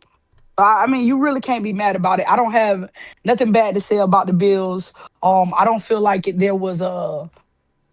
I don't feel like the referees fucked up in this game, or I don't feel like we lost it and the Bills took it. Like that's just what it is. We had it and the Bills said nah. Josh Allen said nah. So that's what it is. Credit to them boys. Oh, the Bills fans. The This internet will lead you to believe that the Bills have trash ass fans. The Bills fan base may be one of the fan bases that I have enjoyed over the last 10 years of being a season ticket holder. So shout out to them. They definitely didn't pack the stadium with it the way that they thought they was, but the fans were very, very, very likable, very respectable as well. Really good group of people that we got to experience that game with. I appreciate you, Spody, on But that. that's my opinions on it. If that's how I feel it played out. We got a Ricky. We were ahead of schedule. We got a Ricky head coach, Ricky DC, Ricky GM, Ricky OC, Ricky fucking EVP. Literally everybody's first year in the Wait, building, y'all, first y'all, time in their y'all, position. the offensive coordinator Every, and defensive coordinator every first year. Yeah, so listen, the Oh, the DC is a first time play caller. OC is not even calling plays. Our coach calls the plays, but he's a first time head coach. My GM is 34 years old. He's a first time GM. Tony Baselli, our Hall of Fame tackle, we just made him a EVP, so he just actually got his first front office role with the football organization in general. And for us to be 13-4 from 4-13, I think that's why I'm taking this loss a much better than I should. Over the last couple of years, this loss probably would have put me in a very bad place. I would have been pissed off, cussing, going crazy. But I can't really be too mad because it was a really good product we put on the field. And yeah, they did a big one, bro. I feel like them niggas did their job. Josh Allen just did his job better. well, wow, that's amazing. Them niggas did their job. Josh Allen just did his job better. I'm looking at the team stats or the play-by-play. Trevor in that offense scored on 3 straight drives in the second half. 3 straight drives in the second half, while forcing He Buffalo to put, literally tried yeah, his best to win that game, yeah, bro. while forcing Buffalo to punt in the third quarter. And unfortunate, in them 2 9-play drives in the fourth quarter, Josh Allen just made crazy, insane plays. I'm going to pass it to Fredo and Orman Zach. Either way, y'all going to go back to back. I'm going to talk about this game, and then I'm going to also cater to the stage and also myself in regards to this Buffalo Bills and Jacksonville Jaguars game. Oh, I'm gonna go real quick. That was a good ass fucking game. Uh, I gotta say, shout out to the defense. Like the run defense made me very nervous to start the game out. And even just throughout the game, like they like I think it was like three straight plays where Bashal Tootin got like 15 plus yards every time. I'm like, oh my fucking god, here we go. But they did their job when they mattered. Like I said earlier in the show, Ev, like in the chat, shout out to fucking Trey White and Cole Bishop. Like them two dudes came to play. Trey White looked like fucking first 3 years in Buffalo. Trey White, he was tackling good. I think he really only got beat on one play. His coverage was good in zone. Like he made plays all day. Even Matt Milano looks pretty good. Like he wasn't the best in coverage, but he was tackling his ass off. That looked close to early younger version of Matt Milano. He was pissing me Um, off yesterday, bro. He was pissing me off yesterday. Yeah, and I say this every time. Like our defense might be bad, but it's a nigga in the middle, bro. Deion Walker is a dog. I fucking love that kid, man. Like we got him in the fourth round. He was a projected first round pick in 2023. He got hurt. He fell to the fourth, and we picked him up. He has been one of our three best defensive players. Like, and he's been balling all fucking year. Shout out to Deion Walker. Shout out to the offensive line. Like, we might not have been able to run the ball, but in passing situations, like the Jags got a good amount of pressure, but I think the tackles held up pretty solidly.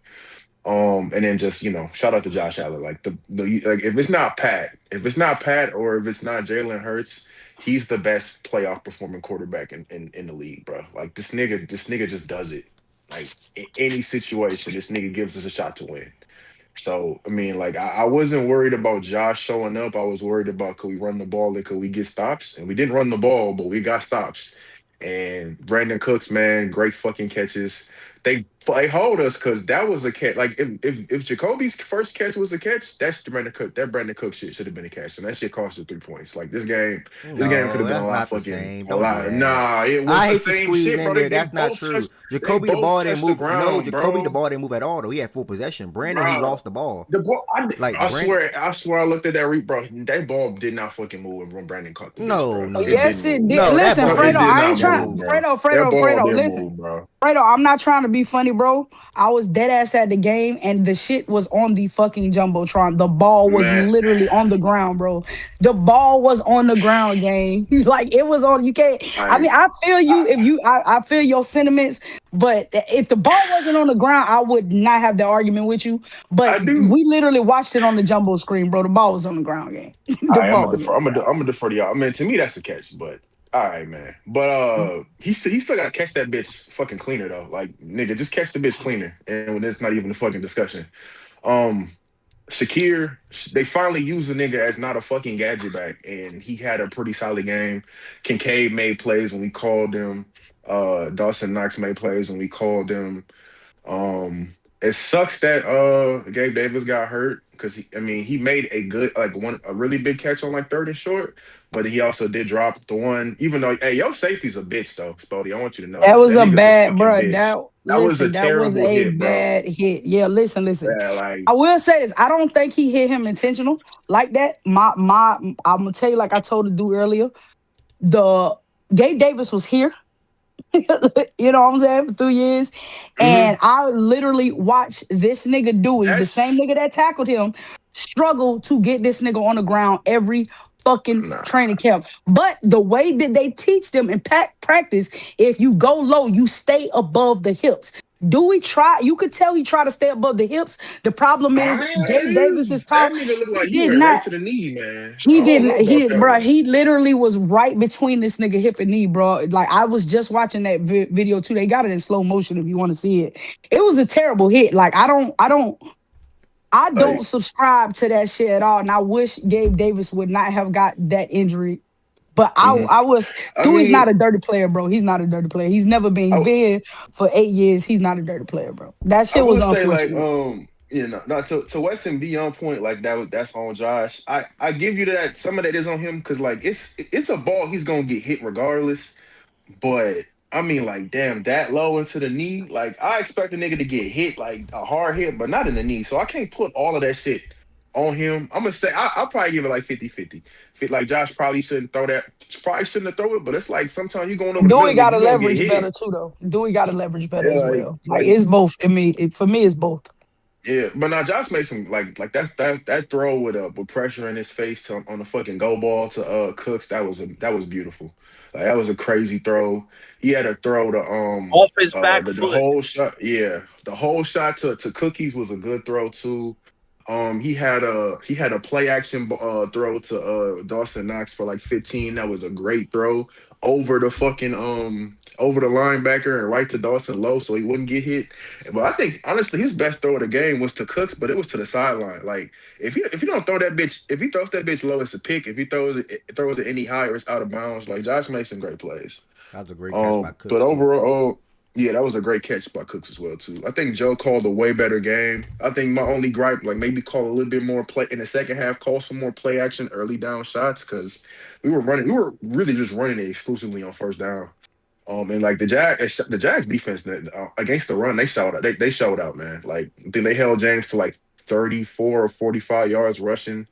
They was tackling in space pretty well. Like the screen games was working when we needed them to, but they tackle good. That's a really good young defense, man. Like, so that was a good game. At the end of the day, I have 17. So when I have 17, I got a chance, bro. So shout out to the Jags. Good win by Buffalo. Appreciate that, my brother. What's up, Mazak? All right, but I'll go after. I think Fredo. First of all, shout out Jack, shout out Spody. They won 8 straight games, man. They're a great team. You know what I'm saying? It was a pretty competitive game. I never had this like blowing through them. I knew it was going to be a tough game, and I thought it was their toughest matchup going into playoffs. But no one here on stage, especially a lot of people, their teams aren't even in the fucking Was playoffs. that? What up? Wait, hold up, young. Hold up, young. A lot of teams that weren't even in the playoffs that like are just we're calling my team mid all year, saying we're gonna lose. I don't think anyone here had us except me and Fredo, right? Well, process too. What Shout out the process. Not fuck? true. Shout out process. Shout out process. Didn't choose the And shout out OG. Jaguars. Shout out OG. And be young. But like other than that, nobody had us winning. You know what I'm saying? And I was telling these guys like they kept, especially the guys who were just listening to Rye. Where's Rye? Is he in the chat? Yeah, clown's still here. Like the James Cook, I'm gonna say this. James Cook's had a phenomenal season, man. One of the best running backs in the league, top 5 in my opinion. But like a lot of y'all got that notion from the season that we're only successful when James Cook plays good. You know what I'm saying? Now I didn't care to discuss that point because I knew in the offs you'd see different, bro. And like the Jags held their run defense one of the best in the league. The run game wasn't working. I'm gonna just keep it like that. What happened? Josh Allen put his fucking cape on and got to work. You know what I'm saying? Put the fucking cape on, won the game regardless, bro. Like weapons, what weapons, bro? He made it happen. Shout out Brandon Cooks, shout out White, shout out Bishop. Amazing. The defense got stops when we needed to. You know what I'm saying? The run defense wasn't great, but it got stops when it mattered. If they get stops like that, Ev, like they've been playing good. Like they've been getting stops this past couple weeks. Like if they just get stops when it matters, we're chilling. You know what I'm saying? We don't gotta lock up these QBs. We just got to get stops when we need them. We just got to get these important downs. If they get these important stops, we're chilling, but we're not going to have any problems on that defensive end. You know what I'm saying? Shout out Brandon Cooks, immediately showed up today. You know what I'm saying? Great to see Cookies play, like Fredo said. It's great to see him on the field, man. You know what I'm saying? I smiled when he made that catch. But yeah, I think Fredo was being too humble, bro. We're the best playoff QB performer in the league, even above those two niggas, bro. Like, let's just keep it a buck. Especially the plays he was making last night with that team, he's in a whole nother level now, bro. And like if he does win it all, which I think we are, I don't think anyone's stopping us right now. You know what I'm saying? We played the Broncos next and they barely run the ball anyway, so we'll be chilling. So like we already beat them last year and gave those guys belts, so it's gonna be similar, same shit. And then we'll see what happens with the Patriots and whoever they play. But yeah, man, like this is, bro. We're like in a league of our own, bro. Like we're actually in a league of our own, bro. I'm so excited to, actually see a Super Bowl this year, man. Like like it could happen. Like I'm not gonna talk too ahead of myself, but it could happen, man. It's wide open. And Josh has been playing amazing football, especially in the playoffs, man. He's the best playoff footballer. He played amazing last week, bro. He played amazing yesterday, and like you just saw it, bro. Like you saw, especially in the fourth quarter, like multiple times, bro. Like the Chiefs game last year, the game before that, 2023. Like he had the ball in the fourth quarter and it was time for him to score a touchdown. He had the last drive, he wasn't able to score it. In the last 2 minutes, he was able to score it against the Jaguars, bro. Won us the game, and then we went and handled business. So yeah, that's pretty much all I gotta say, man. We're the best team remaining in the NFL, man. We're probably gonna win a bowl. I'm not gonna be too cocky and shit. I'm gonna wait till next year. But yeah, just a lot of y'all wrong. So I hope Rye could come up here and explain his takes and shit. But other than that, yeah, it was a good win. Shout out my boy Fredo. Shout out every other Bills fan, and yeah, shout out Spody, man. Y'all played good. Good luck next year. Y'all got a good team. Y'all got a young defense. Y'all got a good coach. So y'all be all right. You know what I'm saying? Trevor played good too. So like I'm not gonna shit on him. He played really great. He just had those moments. You know what I'm saying? When you're playing Josh Allen, like you could ask Ev. You know what I'm saying? Even his quarterback couldn't outperform us. D-Max somewhere in here, his quarterback couldn't outperform us. You know what I'm saying? Ted somewhere in the stands, his quarterback couldn't outperform us, bro. Like there's levels to this shit. You know what I'm saying? Like we're just so high up there. Like there's no chance a quarterback could outperform Josh Allen and Doss. That shit will never happen. You know what I'm saying? As long as I'm living. So yeah, that's pretty much it, man. Good win. Appreciate that, my brother. I want to say, on a serious note, Zach, Fredo, and Spody, shout out to all three of y'all. Y'all all gave 3 different breakdowns, all said 3 different things, and I felt every single one of them. I do want to say this next as a person to speak on this game. First, shout out to the NFL. I always grew up to be a basketball nigga first, football second. As I started to do this, I shifted over the last 2 years probably to NFL is right there neck and neck, maybe get a small edge now. I enjoy the hell out of the NFL, probably more than the NBA at this point, just being honest. And where I'm going with that is they gave us 5 straight good NFL wild card playoff games. 5 straight good, in my opinion, at least. 5 straight bangers, like Spody just said. Only one was like charging pitchers, like, and I don't really know what I'm going to get out of tonight's game with the Steelers and Texans. You never know, though. Like, anything can happen. Anything is possible. But to this game right here, I came in and I thought the Jaguars were the better team overall. I thought the Jaguars were going to win this game in a close one. I knew Josh Allen was the best quarterback on the field. I thought Trevor was going to make enough plays to be able to keep this game close and or have them be able to win the game. I think he did that late. And where I'm going with the game now, so many things went right for Buffalo. 3 things, actually. 3 key things went right for Buffalo that I think it could happen again.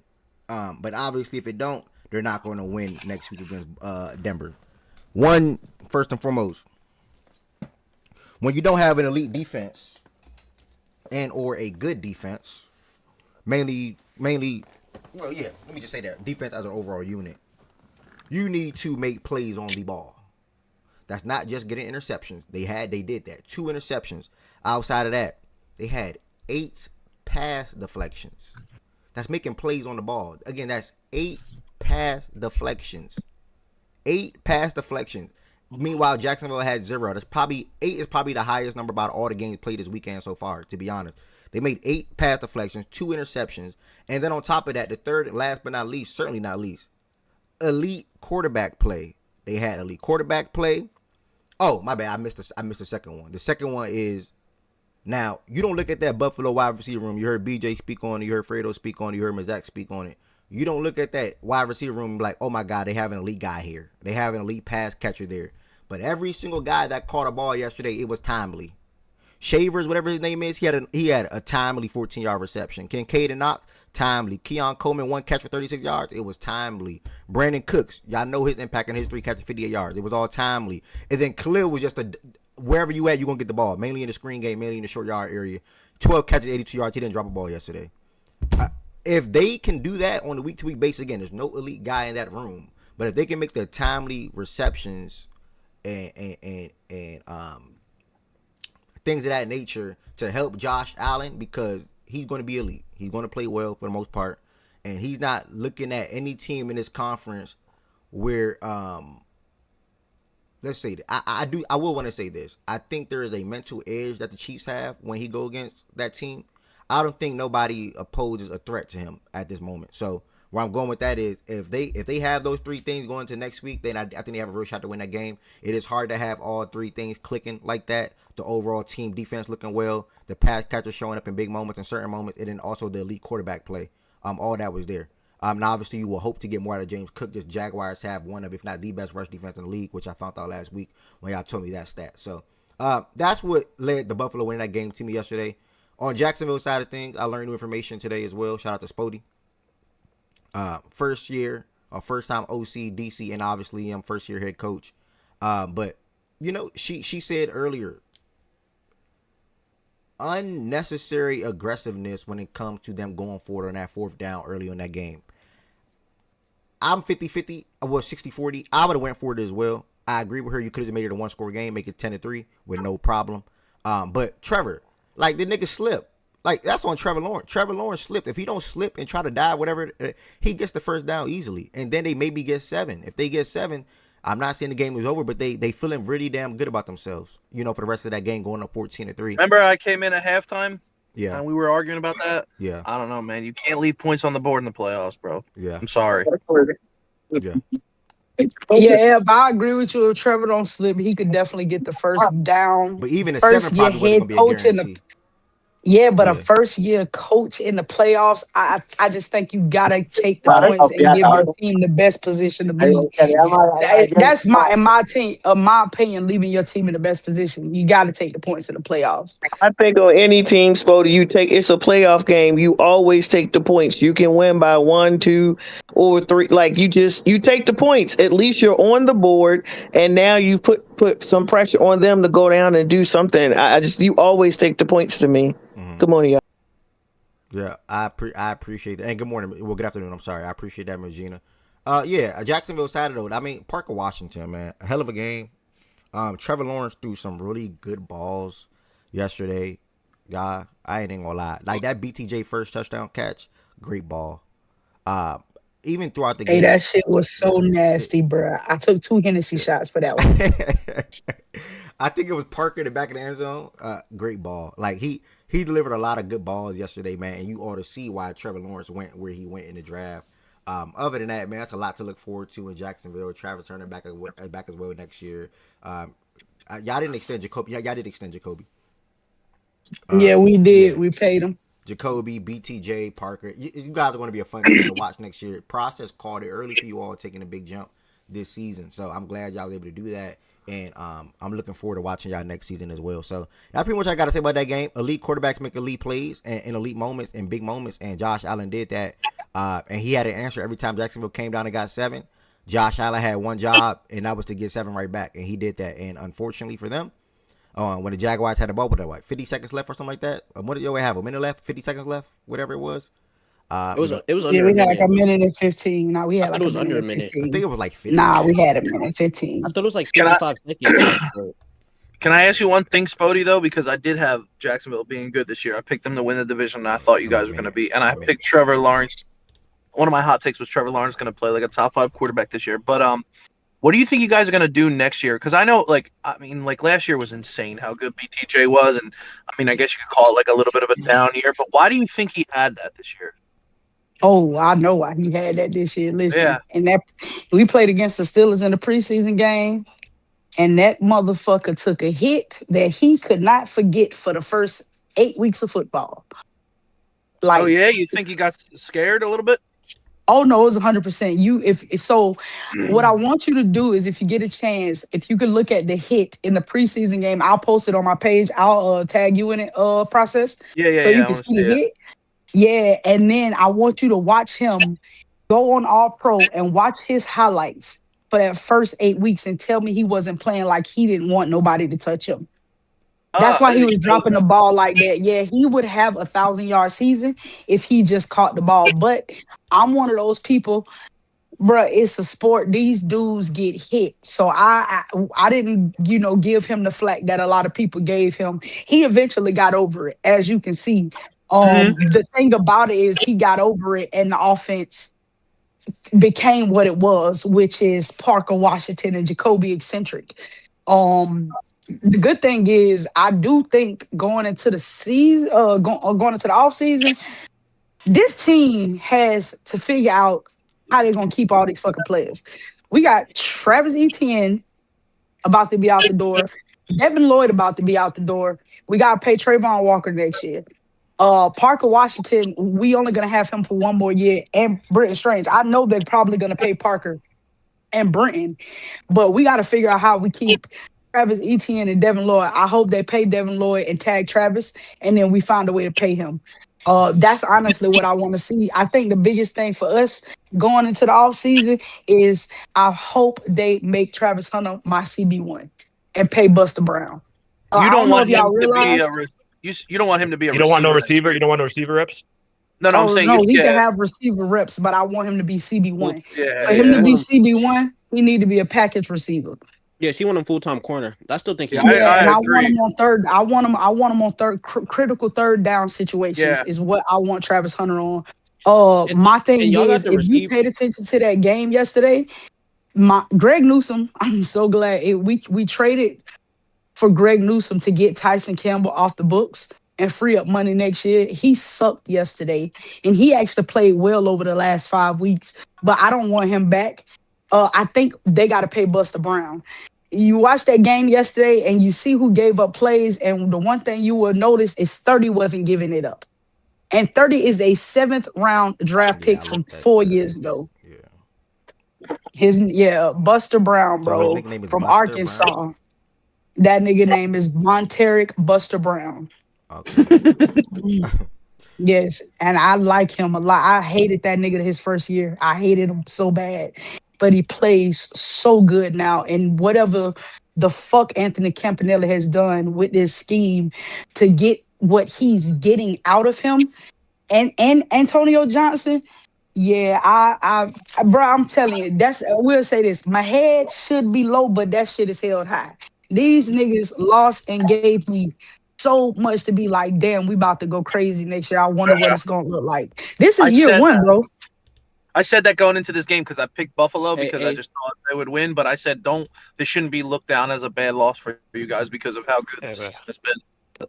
Like Spody, y'all lost to like one of the best quarterbacks we've ever seen. Like y'all didn't lose to a bad team, right? There's no way you put your head down. Exactly. So I don't know if y'all know this. Josh Allen is actually my second favorite quarterback in the NFL as of right now. When we talk about teams that we like, not our own team, like who other players you look at outside of teams.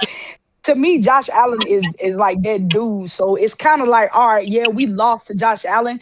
The fashion in which we lost that game is why I'm like, all right, yeah, my defense gave up the ass, but I can't, not acknowledge what that defense did for 3 quarters. So it's gonna be interesting to see how they put the rest of the pieces together. My biggest thing that they have to address, we are great at stopping the run. Devon Hamilton is such a great run stopper, number 52. I don't know if y'all seen him up the middle. He was the one clapping shit. But his problem is Oh, he is a below average pass rusher. And I'm scared that you go into the draft or you go into free agency and you're looking for that interior pass rush, right? That guy that can get that pressure on the passer up the middle. And maybe he's not that good in the run game. And in the AFC South, you gotta stop the run. So I'm that's my biggest concern going into the season. How do you fix the D line while keeping that same run production? He's not the only part of the run production, but he is the biggest part of the run production. He knows you need tackles that rotational linemen, thing. Spody. No, I got rotational linemen. They No, no, ain't I'm doing. talking They ain't getting it done. for the interior because you said he's a good run stuffer. I'm saying not even rotational, situational. I said the wrong Yeah, word. yeah, yeah, Situational. yeah.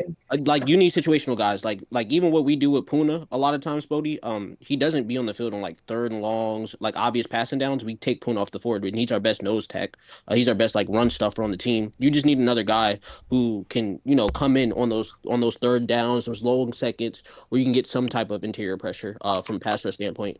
But you should definitely Yeah, keep. but I'm looking at contracts. So Devon Hamilton got paid though.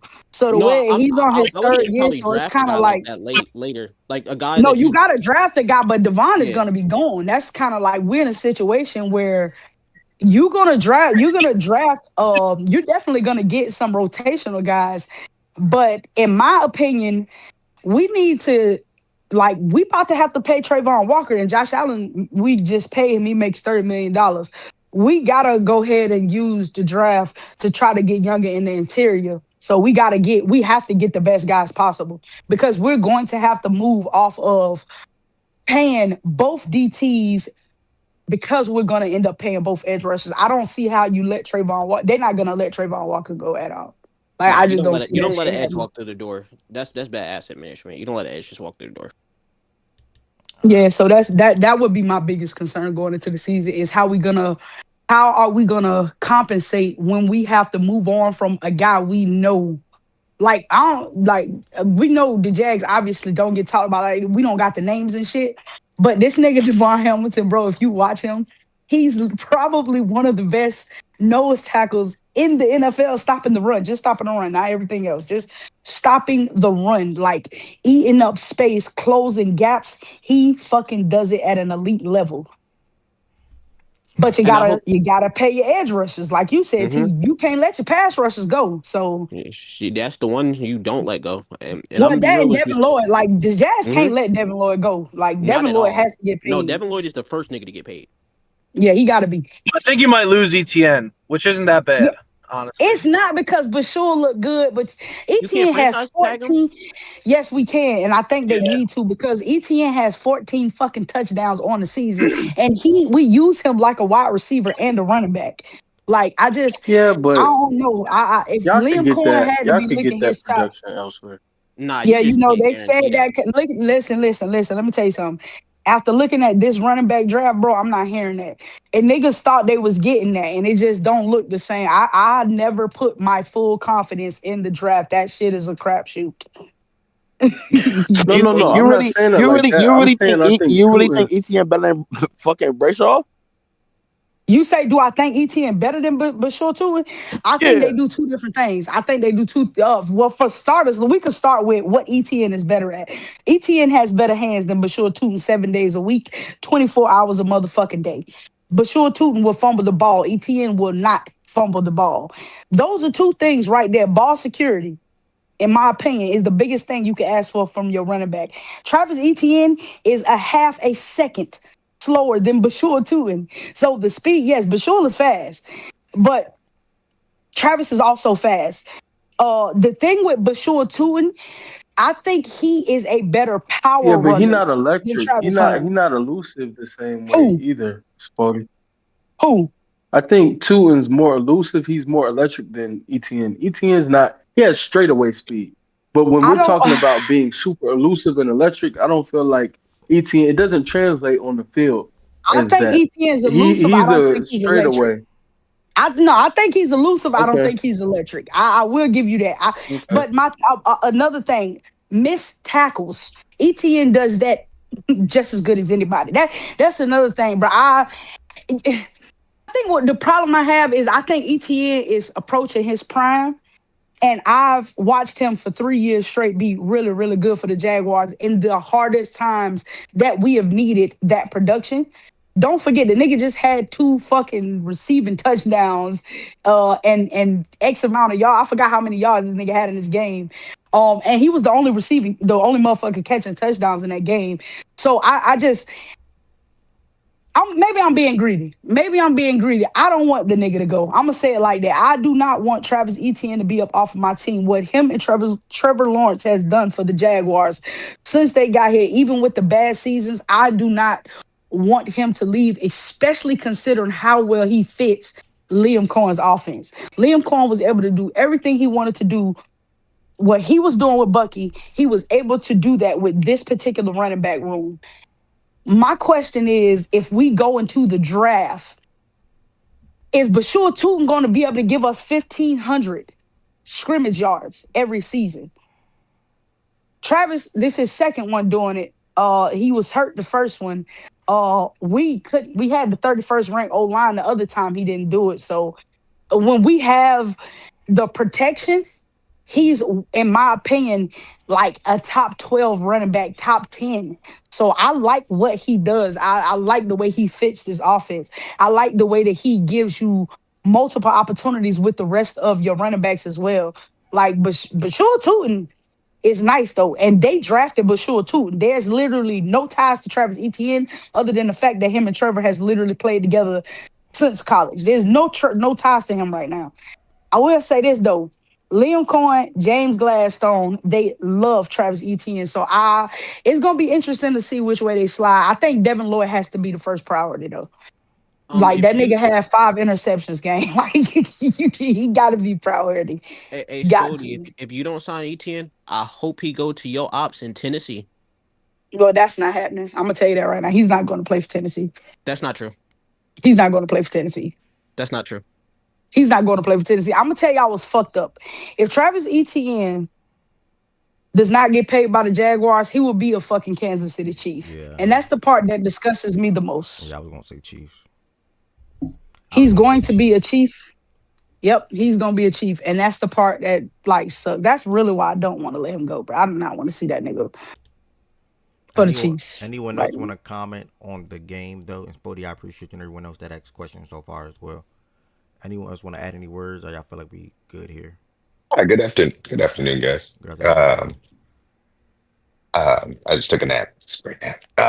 Shout out to the Jaguars. I know that obviously this was not the way that they wanted to end, but for it to be the first season to Liam Cohen's tenure, it's a successful season. The fact that they were able to win as many games they were, have the season that they did, even with Travis Hunter, being hurt in the middle of it, they found some good things on both sides of the ball. So it's I want to say it's a little bit disappointing, obviously, because I thought that Trevor could have turned in a better performance. However, I don't think that it was like some complete flame out. There were things that I feel like he could have done better. I had some nitpicks as far as trying to get the ball more into Etienne's and Tutin's hands because I felt like they had more success with that in the first half, and I thought they could have found some ways to do that more in the second half. However, what it comes down to is the fact that Josh Allen was spectacular. He played himself a great game, and it wasn't necessarily that James Cook was able to lead the offense on a consistent basis. On being able to be the guy that was being the engine of the offense, he was able to consistently get these guys the balls in the air, and the fact that they were able to find a little bit of things. I thought Joe Brady designed the game beautifully.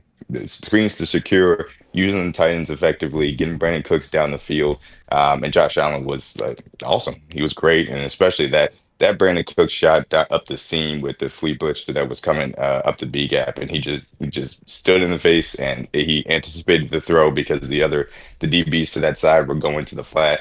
It was just a great throw there, and so he was great, and just not a game where I thought the Jaguars lost. I thought the Bills went in there and took it. They had a really great defensive game plan. I thought they threw some things at the Jags because Sean McDermott is a good defensive game planner too. So shout out to the Bills, great road win, and now first obviously of Josh Allen's career, and now they get to go in one seed into Denver and see what they got there.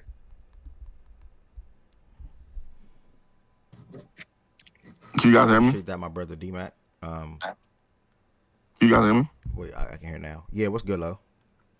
Oh, just to say something real quick, because I did say, so I chose, I mean, last week, right, I had, not one last week, a couple days ago, I had chose the Jaguars, right, and I said I'm picking the Jaguars. I feel like they're a better team, but I also feel like Josh Allen could just be great and win the game, right? And that's kind of what happened, right? The Jaguars played a pretty good game. I like how they were using Travis Etienne and Charles Bodie, because Bodie came in here and called that Parker Washington too. She called her shot with that one. Parker Washington had a hell of a game too. But it's just, it's what we expected, right? Well, I ain't gonna say expected. That's like we're not giving him credit. But Josh Allen just came out there and he kind of put everything on the line. And it was even some calls I didn't really agree with, because that run defense was clamps from the Panthers. From the Jaguars. That run defense was absolutely clamps. Like that James Cook it wasn't too much he could do out there. And even I think it was one specific design run for Josh Allen. I believe it was early. I think it was 3rd and 6, possibly 3rd and 6.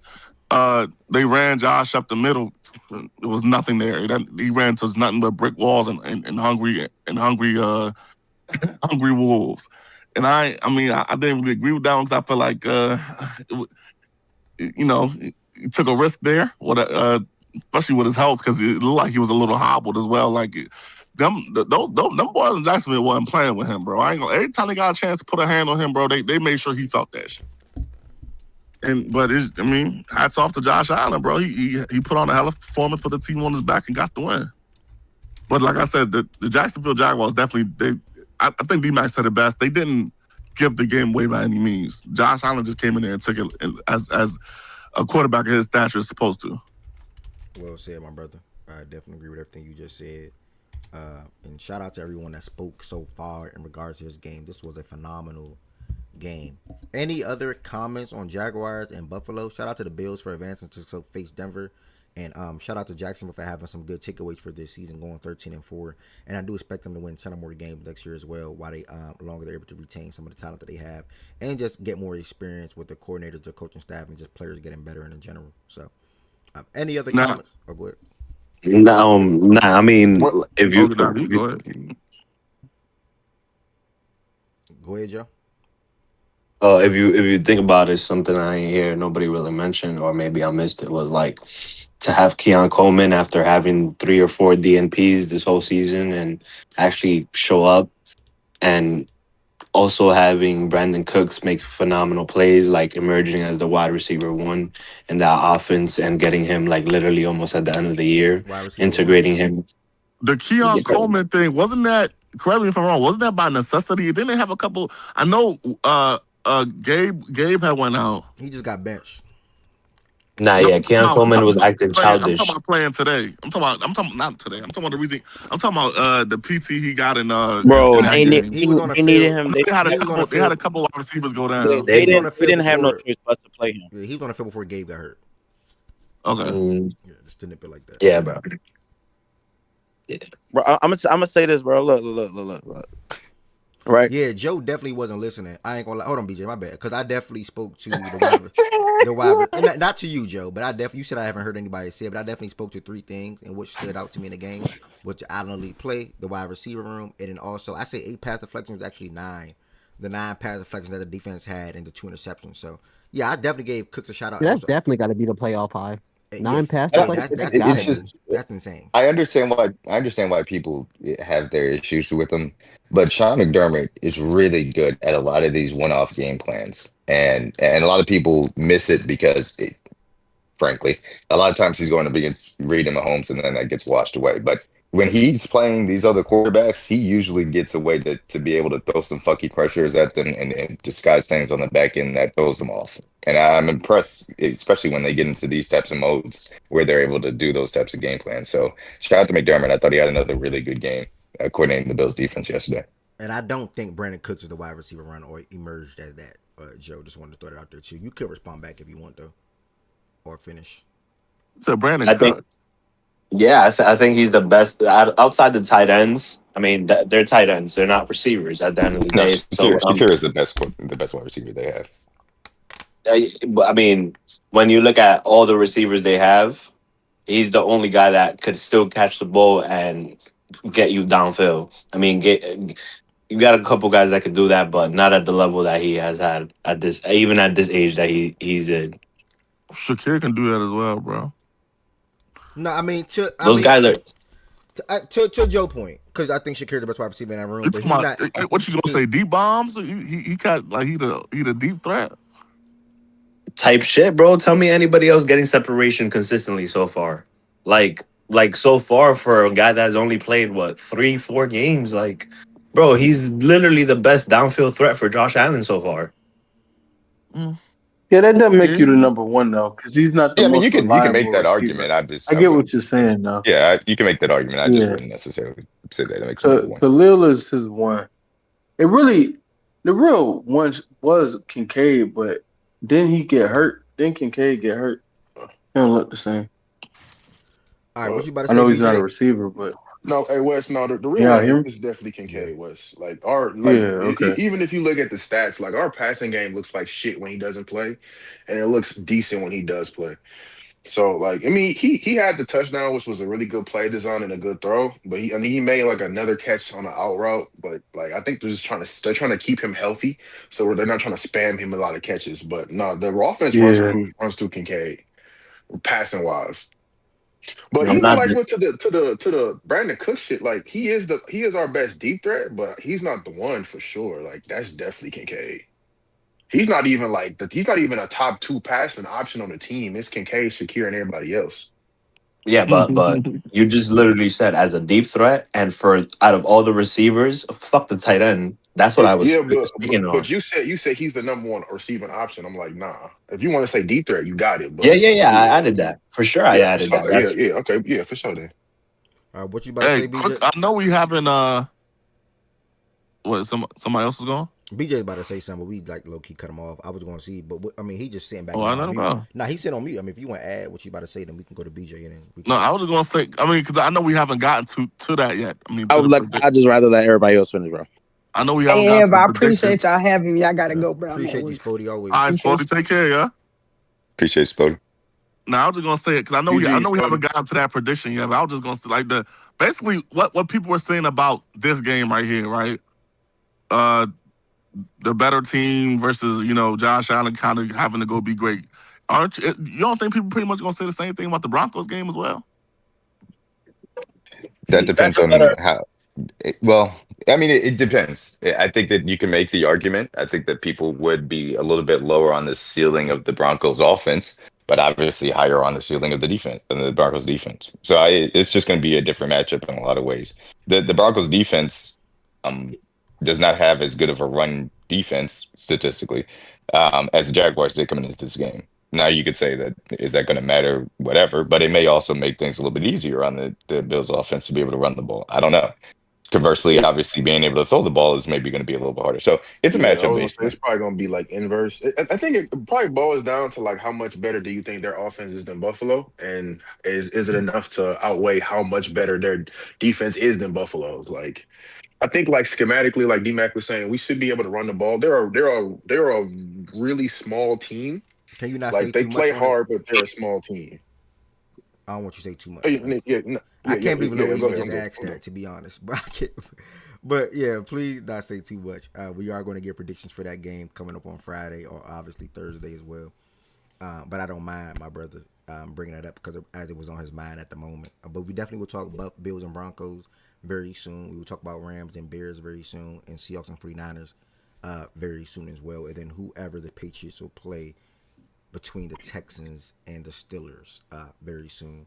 That will come on Thursday or Friday, guys. Then we just wild card games start on the.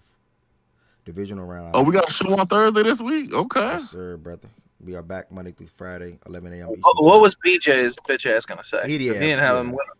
Let's circle to my Wait, brother. Prosser, you still be chilling up here these days? Okay. You missed it. We already talked about my fucking stupid ass fucking team. Go ahead. What's up, BJ? To close it out.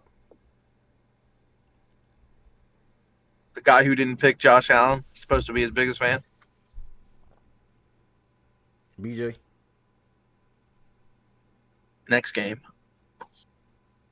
BJ going once. All right. Bro, no, someone called me. All right, look, right. listen.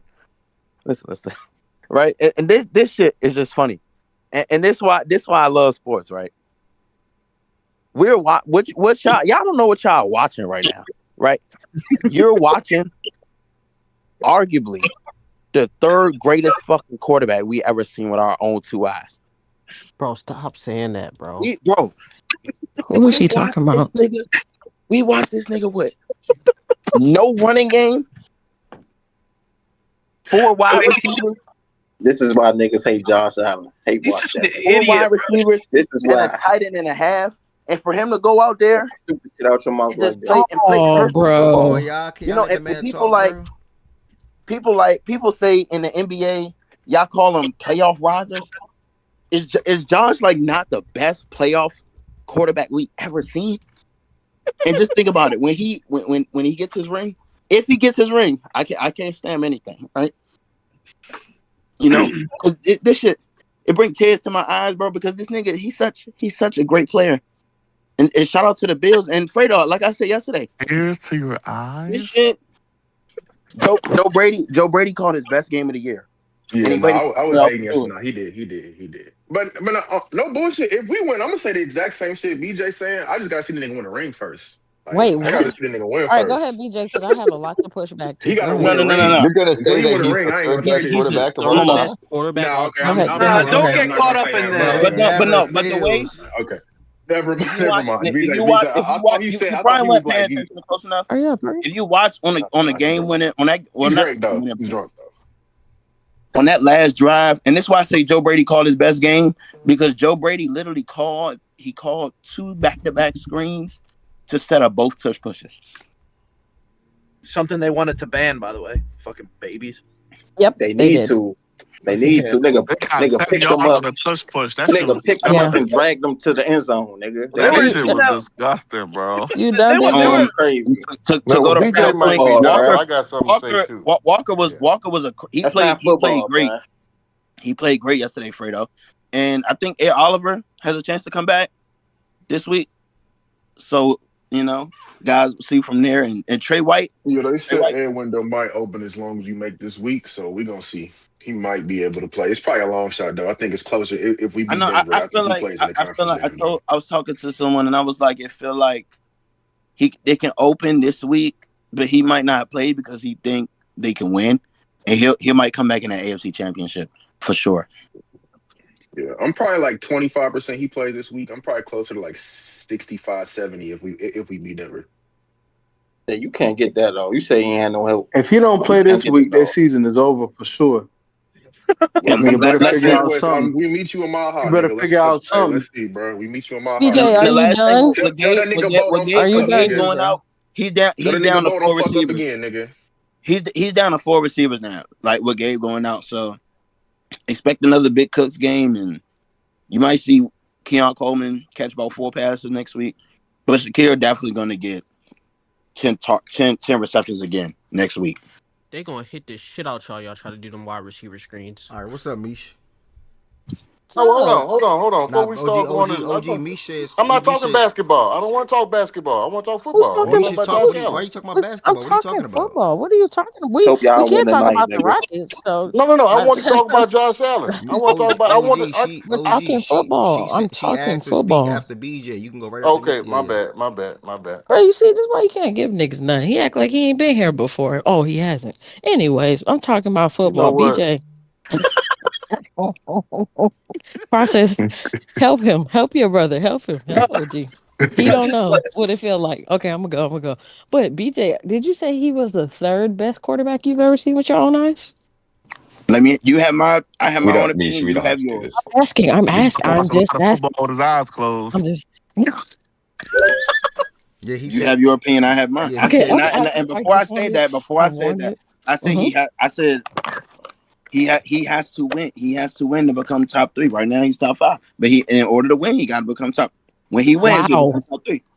Wow. Okay. So I'm Top just five trying to write what? everything. Top five what? Guys, we People don't What? have to do this. playoffs. Bruh, We if don't I have y'all to mean, do if this. y'all that's my keep spike demon. I Yeah, have my own Okay, opinion. You never mind. have Never mind. y'all. Never mind. I Never have mind. my Never we mind. Never don't mind. have to do this, We man. can do this in open talks. It's not on the We show. We can don't talk have about to it do later. this. opinion. We can do this later. No, But no, it's good. let me I'm just. literally telling you, like you have Okay. your Okay. opinion. I have mine. We I are said hearing you. okay, Yes. and you're still arguing me. I said okay, I'm but not arguing. Bernard.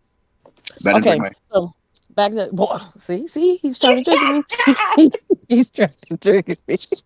I wanted to talk about the Chargers game last night.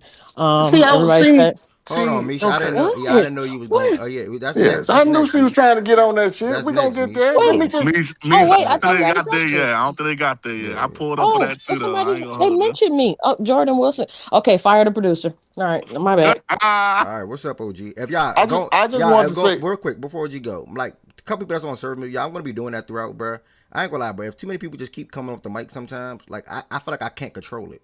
I gotta server mute y'all or limit people that come on the stage at one certain time in order for the show to flow smoothly. Do not take if you end up on server mute at any given moment.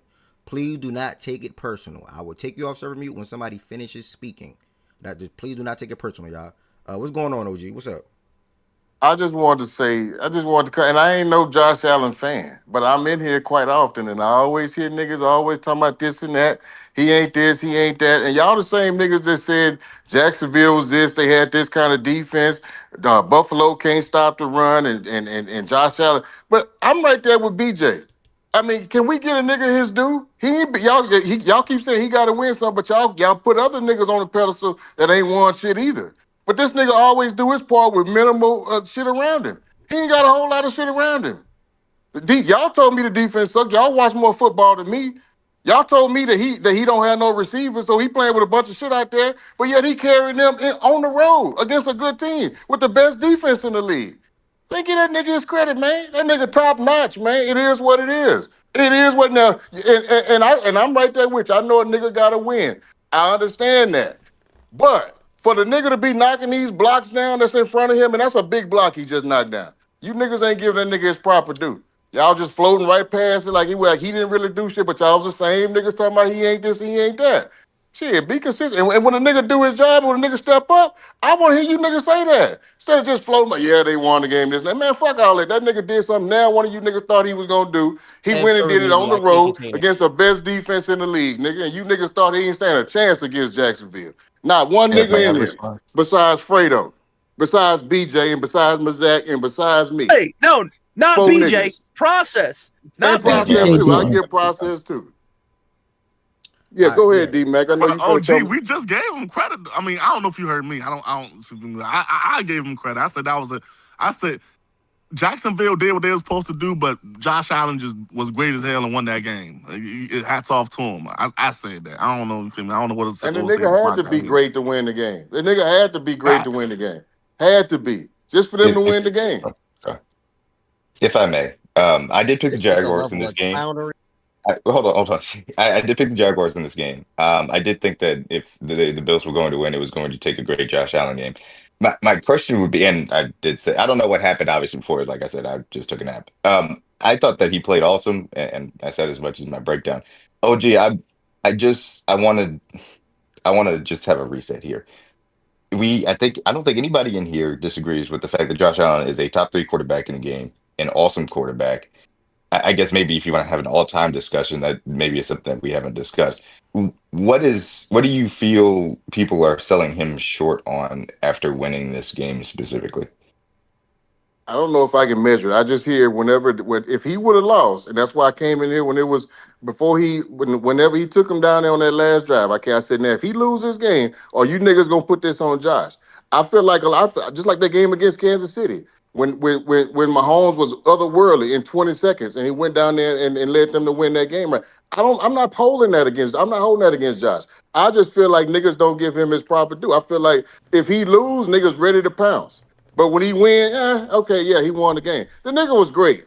and he had to be great on the road. So the same level of criticism I hear when the nigga don't win, I want to hear the same level of I want to hear you niggas prop him up the same way. That's Praise. all I want to hear. Niggas gonna So do that.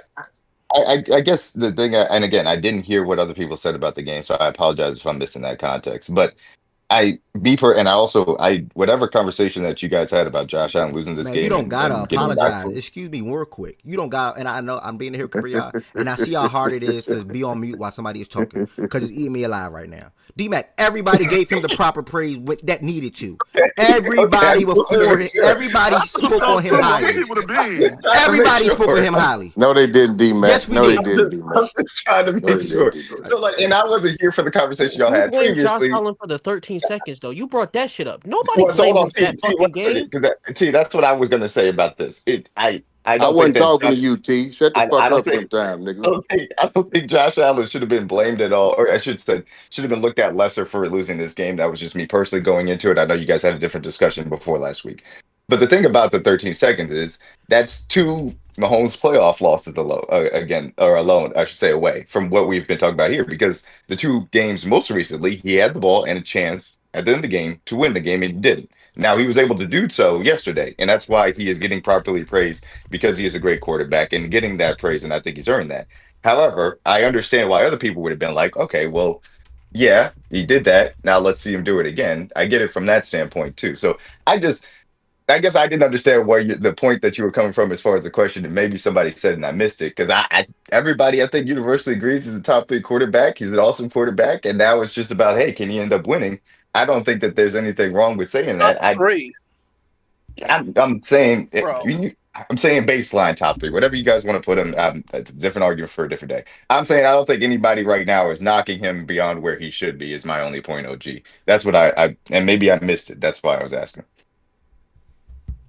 Better than And then I see PSC. a BJ grab a mic, bro. Y'all trying to make me mad. I swear to God, y'all are. See, I don't drink. I don't drink during the. I don't drink at 12 o'clock in the day, nigga. I'm drinking coffee right now still. Mushroom to be What's up, exact, T? nigga. I'm Yeah, drinking tea you actually. drinking an espresso martini, nigga. What's That up? drunk ass shit you came on this platform saying. You said your Yeah, I've hand been up, trying T. some protein coffee. That What's up? shit been Oh, pretty by the good, way, man. y'all. By the way, let's make this clear, please, y'all. And I've been trying to beg. By the way, not even beg. That's the wrong word to say.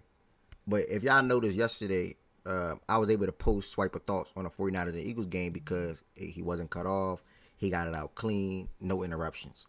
That'd be all I be asking for. But after a nigga finish, you can push back on everything that they saying. Like by all means, you can push back on what they saying. So like, don't treat it like a classroom. Like you know, OG just finished. And I'm like, all right, y'all can go now, or Low, you can go now, T can go now. Nah, anybody can butt in right at the end, but try to let niggas get their thoughts off on a particular game or topic or segment out a little clean, so I can spend more time clipping what you guys be saying throughout the show to distribute to TikTok, YouTube, and things like that. Now, if it's an argument or a back and forth, that's also good things to clip as well. I'm not saying you can't debate with a nigga or you can't argue with a nigga, but sometimes when we're talking about a particular game and they're getting their thoughts off, just let it be clean a little bit, at least in the beginning, so I can see if it's something that I can clip and distribute to TikTok, Instagram, and things like that, and Twitter and things like that. So that's all. But what's up? I don't want y'all to try to turn it into like a classroom to where, oh, it's one by one Can I by one speak by now? one. Yeah, my last little comments, brother. Can I, Like oh, my fault, brother. My my fault, bad, brother. bro. My bad. Go ahead. You don't I gotta just get gotta mad at talk me to this because drunk somebody. ass nigga because you know who I'm giving that. This drunk ass nigga told me shut Hey, up. hey, let me hold on So before you hold on, go. Let me just say, nigga, you know it ain't never personal with me and you. It No, no, came nigga. out. That So if you think it, no, no, no. OG. relationship We me. are You got understood, brother. okay. Me and you All right, all right, all right, all always right. Nigga, make understood. sure y'all win Me be tonight, calling you a nigga. drunk ass nigga is Make me sure y'all being win joking tonight, with you, Yeah, nigga. brother. it's all good. No, It's all no, understood. no, Go Make but ahead. OG sure though, y'all win OG tonight, though, nigga. this is the shit that pisses me off, and it's not only just Josh Allen. Yeah, I get It's one. any of these fucking quarterbacks that niggas want to tell me is top 3, top 2, top 5, top this, top that. You niggas get mad when niggas give them regular expectations. I have never heard in my life of since that fucking 13-second game, I ain't hear nobody say shit about Josh Allen. Oh, Josh Allen lost that game. No, niggas give proper context. Josh Allen went down and scored a touchdown before the 13 seconds. Niggas always give that proper context. He has moments in the playoffs where you can blame him. The nigga only really beat on wild card teams with backup quarterbacks and teams like the Steelers and shit. You want to keep this shit real about his resume. What the fuck am I supposed to give him about being a wild card Jaguars team? What praise am I supposed to give him, nigga? That's the Well, expectation. Fuck out of here with okay. that lame ass shit, nigga. All right. So But if you he hold don't win Dak the to the Super fire Bowl, way so if worse he than you don't win hold the this Super nigga Bowl, who's he the ain't MVP. shit. Fuck out of here. So if he don't win a Super Bowl, yeah, he got to win it all, right? He got. So what he did yesterday wasn't impressive. That wasn't impressive. No, it was impressive. He's a top 2 quarterback with the MVP. He has to win a fucking Super Bowl, nigga. Fuck out of here with winning a wild card game. That shit don't mean Before you nothing. can have all-time Okay, conversations, that's how I do feel, everything to in be honest. between ain't shit. Calling that. But OG, sorry, go ahead. Nah, you good. OG, OG, I made it super clear. I said he performed well. He had a great game yesterday. That shit doesn't matter if you don't win shit. It do matter in terms of like, yeah, he's a great wild card performer. You're an MVP level quarterback, nigga, and you talking about niggas give Bell, niggas shit on Lamar. We all as the collective love when Lamar lose, bro. If we keep this shit real with facts and stats, niggas shit on that nigga. So why is it any different with Josh Allen? Because he white and throw a fucking deep ball? Like, y'all gotta stop with the Josh Allen shit, bro. He be losing to the same nigga year after year after year after year. And you talk about, oh, niggas act like it's not generational what you seeing. Nigga, he played the Jaguars, fool. Like, all respect. They won 8 measly ass games to end the year. They beat the Broncos, who West think is good, that's been falling off.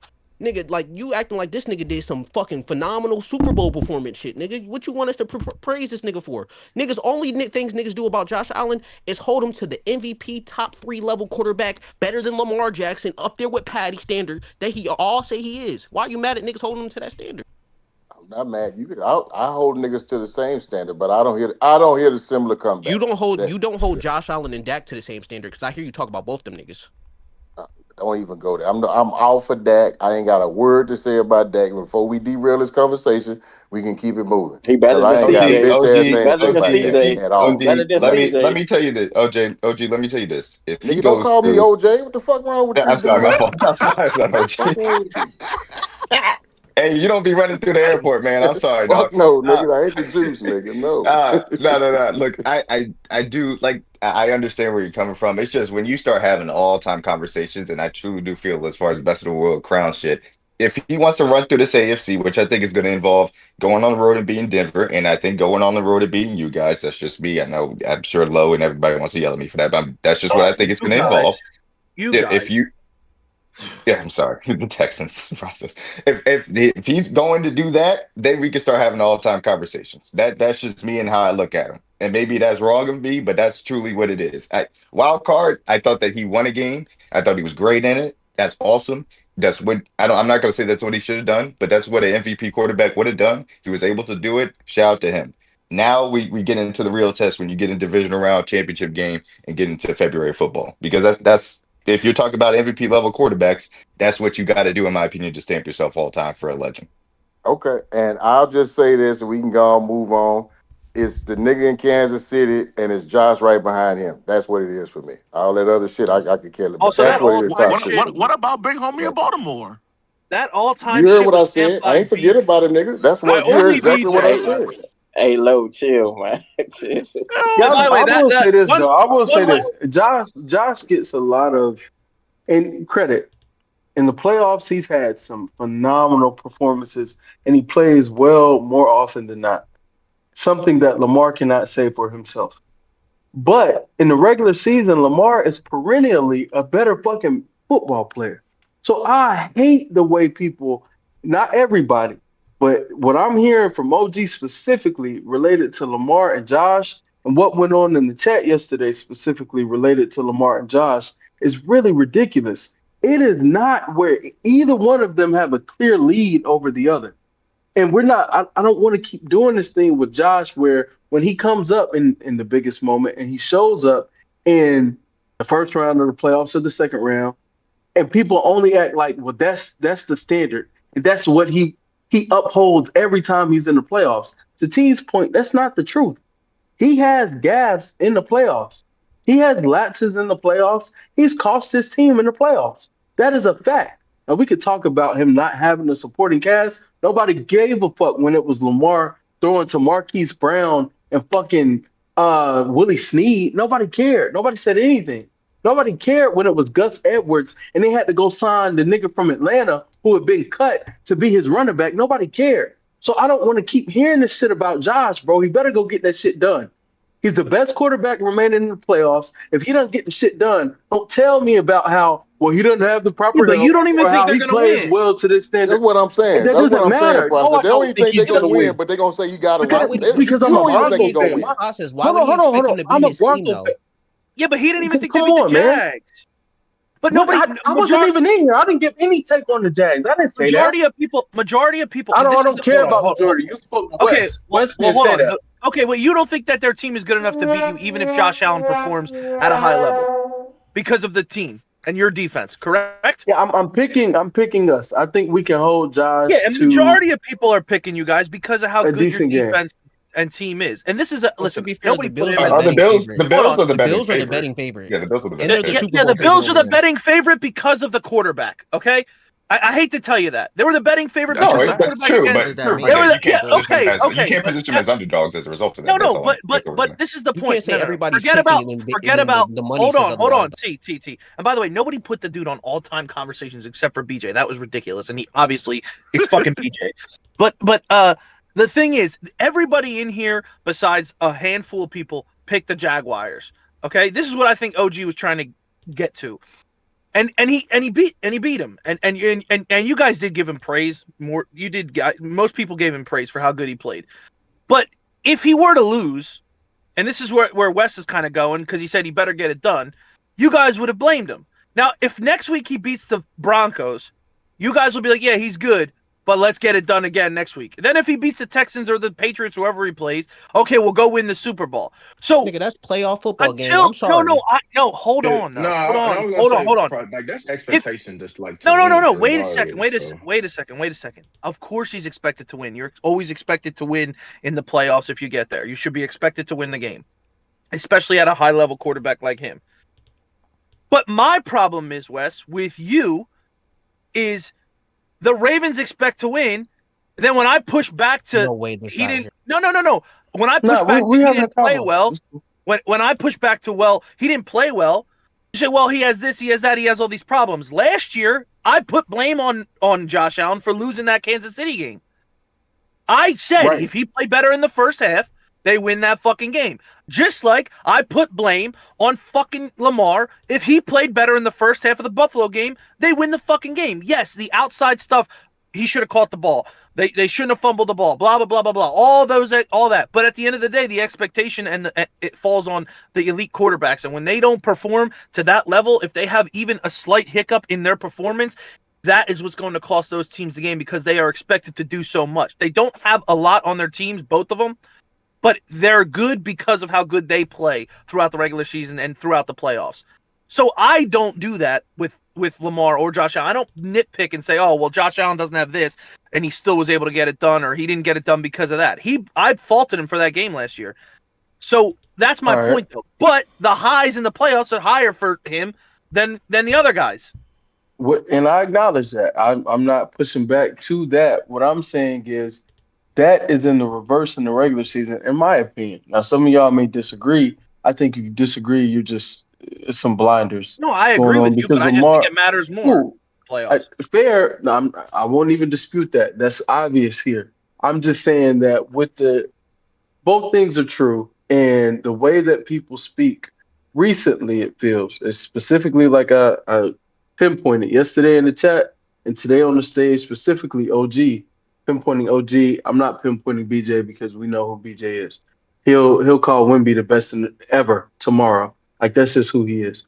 When it comes to this though, OG being more level-headed and still being like it's two guys, like in everybody else. Like I just don't I can't get there. And I feel like with Josh, oftentimes the people who are in his camp and in his corner act like he doesn't have some moments where you can be critical the same way Lamar does. Lamar has those moments and everyone's willing to be loud about it when it's him. But when it's Josh, people are a lot like, yeah, well, That's not true, bro. I'm telling you what I see from the people who support him. And I think for Lamar's like fan base, even within his fan base, yes, people will bring up the things where other people have failed him, and people still bring up the things where he has not come through. And I think sometimes when it comes down to Lamar, people make such lofty expectations that like we have people being critical of him putting the game on his rookie kicker. Like, no, go make the freaking kick. I drove us down the field. We had 55 seconds. I got us a 39-yard field goal that my coach decided to make 44 yards because he wanted to censor the ball Go win the game. I did my job. You go do yours. And it doesn't seem like it's always the same on the other hand. But good conversation. We'll see. I'm really excited to play him in the playoffs, and I hope we do our job so I can come back and tell you niggas about yourselves.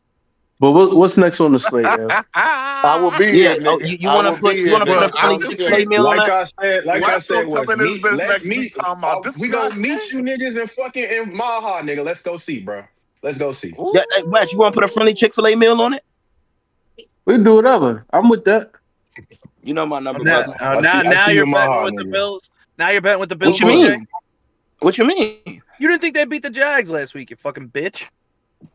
All right. Happy birthday, Anybody? brother. Anybody got any else think to say on the Bills and the Jack? Well, nah, that's cool there. Last game on Yeah. Sunday, we had the New England Patriots at home defeat the Los Angeles Chargers 16-3. Lowe actually went to this game whenever Misha's up here still as well. And we'll have them two kick off this segment. And then anyone knows that want to add words to this game, they're going to work our way to Saturday, where we had a couple of good ones there as well. And last but certainly not least, preview and give our thoughts for this Texans and Steelers game tonight, 8:15 Eastern time. I will be hosting the watch party for that through the Discord. I'm also going to watch it live on TikTok as well, on the Fact and Stats page on TikTok. What I was about to say. Also, last but certainly not least. Oh, couple things real quick. If you're watching on Twitch, if it's your first time watching, or even on YouTube, it's your first time watching, Fact and Stats is a daily sports show, Monday through Friday, 11 a.m. Eastern time. So make sure y'all pull up to the show tomorrow and every other day going forward whenever you can. Be interactive in the chat, and if you're willing to, come on the stage and talk sports with us as well. This is an open community, as you all can see, as we have about 14 different speakers on the stage at this time, and that's pretty much how it's been throughout the last couple of years. The space went well on Friday, I think it was. So I am definitely, or Thursday. I'm thinking about doing more spaces as well. So keep in mind for that. Maybe something around the NBA trade deadline. Maybe something around the conference championship matchups from an NFL perspective and different things like that. So we will see. I wanted to say one more thing. Oh, last but certainly not least, this is random. It's probably not going to pop. I'm giving it a shot. I'm gonna be there regardless. I didn't see. Somebody text me. My bad. My AirPod in. I didn't see this His and Hers show yet. I gotta tap into it. I'm going to put that show on right after the show today in the Discord. You will go to the show talk / watches, and I'm gonna share my screen and put that show on. It's a 6-episode joint. It's new. It's the talk of the town on Twitter and TikTok and things like that. Chan said it was a great end to the show. So I'm gonna tap into that. If y'all want to join me for that. I will share my screen. And yeah, like around 4 o'clock or 3:30, whatever, around the time the Chan is gonna. I said Chan. The show is gonna end today. So I'm gonna pass it to Lo and Mish to talk about this Chargers and Patriots game. And feel free, you two. Mish, you want to go first? See here. Fuck it, I'll go. So I mean, good game to me. Some people say it was a boring game. A lot of people, people came afterwards say that's probably was the worst game of the playoffs so far. I'm not surprised at that because every other game of the playoffs pretty much had fireworks for the most part. Close endings, game-winning drives. This game didn't have that, so I understood people saying it wasn't that good of a game. But I would also say, like, from a Patriots fan's perspective, it was a lot of shit to cheer for, right? The first half started. Drake didn't have that great of a first half. I think he had two. I believe he had 2 turnovers. He had a pick that got tipped at the 4-yard line, right? But this is why I say, as a Patriots fan, there's a lot of shit to cheer for, right? Even if it's not a high scoring game. 4 opportunities to score. Well, they got the ball at the 8-yard line. They was within 10 yards from the goal, and they weren't 4 tries. They were unable to score. Right, the defense right here in this game. That's who gets the game ball for us. Right, this is a hell of a defensive effort from us. Didn't allow a touchdown at all, and that's we literally handed them the ball in the red zone 2 times. Like literally, and they still were unable to score. Got really good pressure on we got really good pressure on. My bad, I was looking at something. We got really good pressure on Justin Herbert. Even though, so first half, right? I was like Ev just said, I was in the building, right? So first half, everybody that was sitting around me, we kind of like Justin Herbert was getting some time to throw. We ended up overall it probably looks crazy, right? But I know within that first quarter for sure, right? Justin Herbert was getting a lot of time in the pocket, and I think we ended up just wearing down on him because during the second half it got ugly for sure. But that first half, Justin was getting time to kind of make things happen. We were stuffing the run game, which I think they ran they ran one play with Omarion and kind of just went away from him after that. I don't know. I know he wasn't healthy, but I don't know what the actual He was situation hurt, was. bro.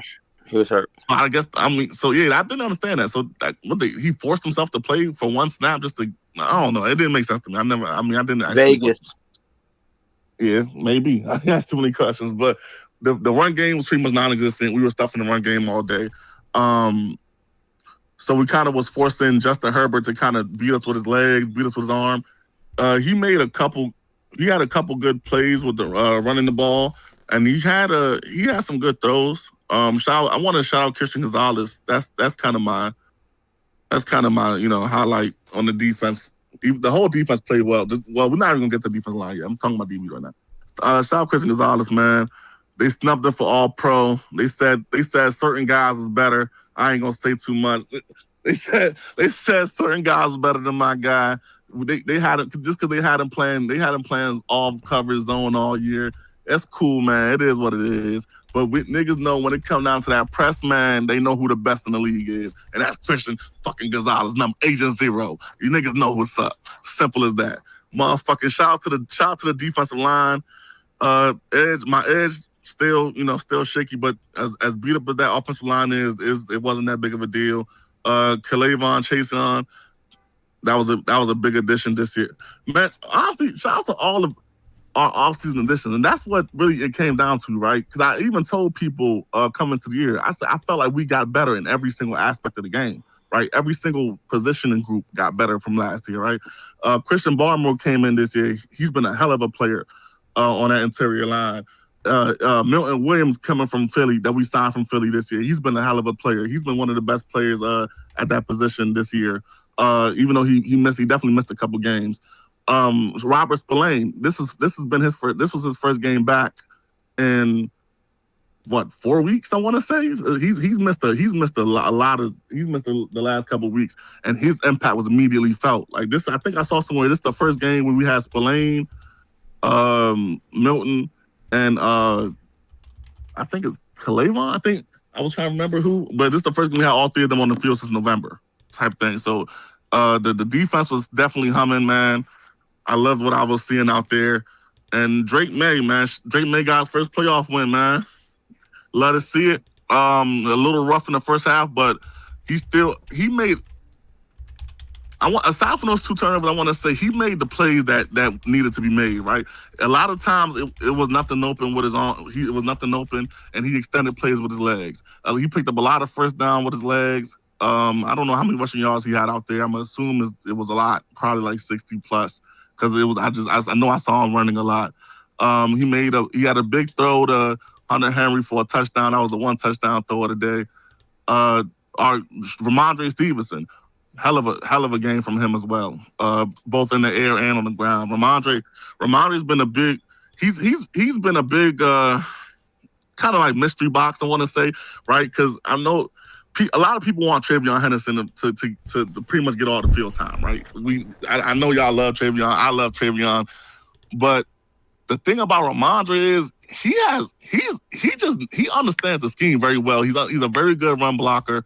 Pass blocker, and he's very good at making plays, right? And he has a very good balance. That's something I think TreVeyon needs to work on a little more. Of course, TreVeyon has the breakaway speed. He hits a hole, he's out of there.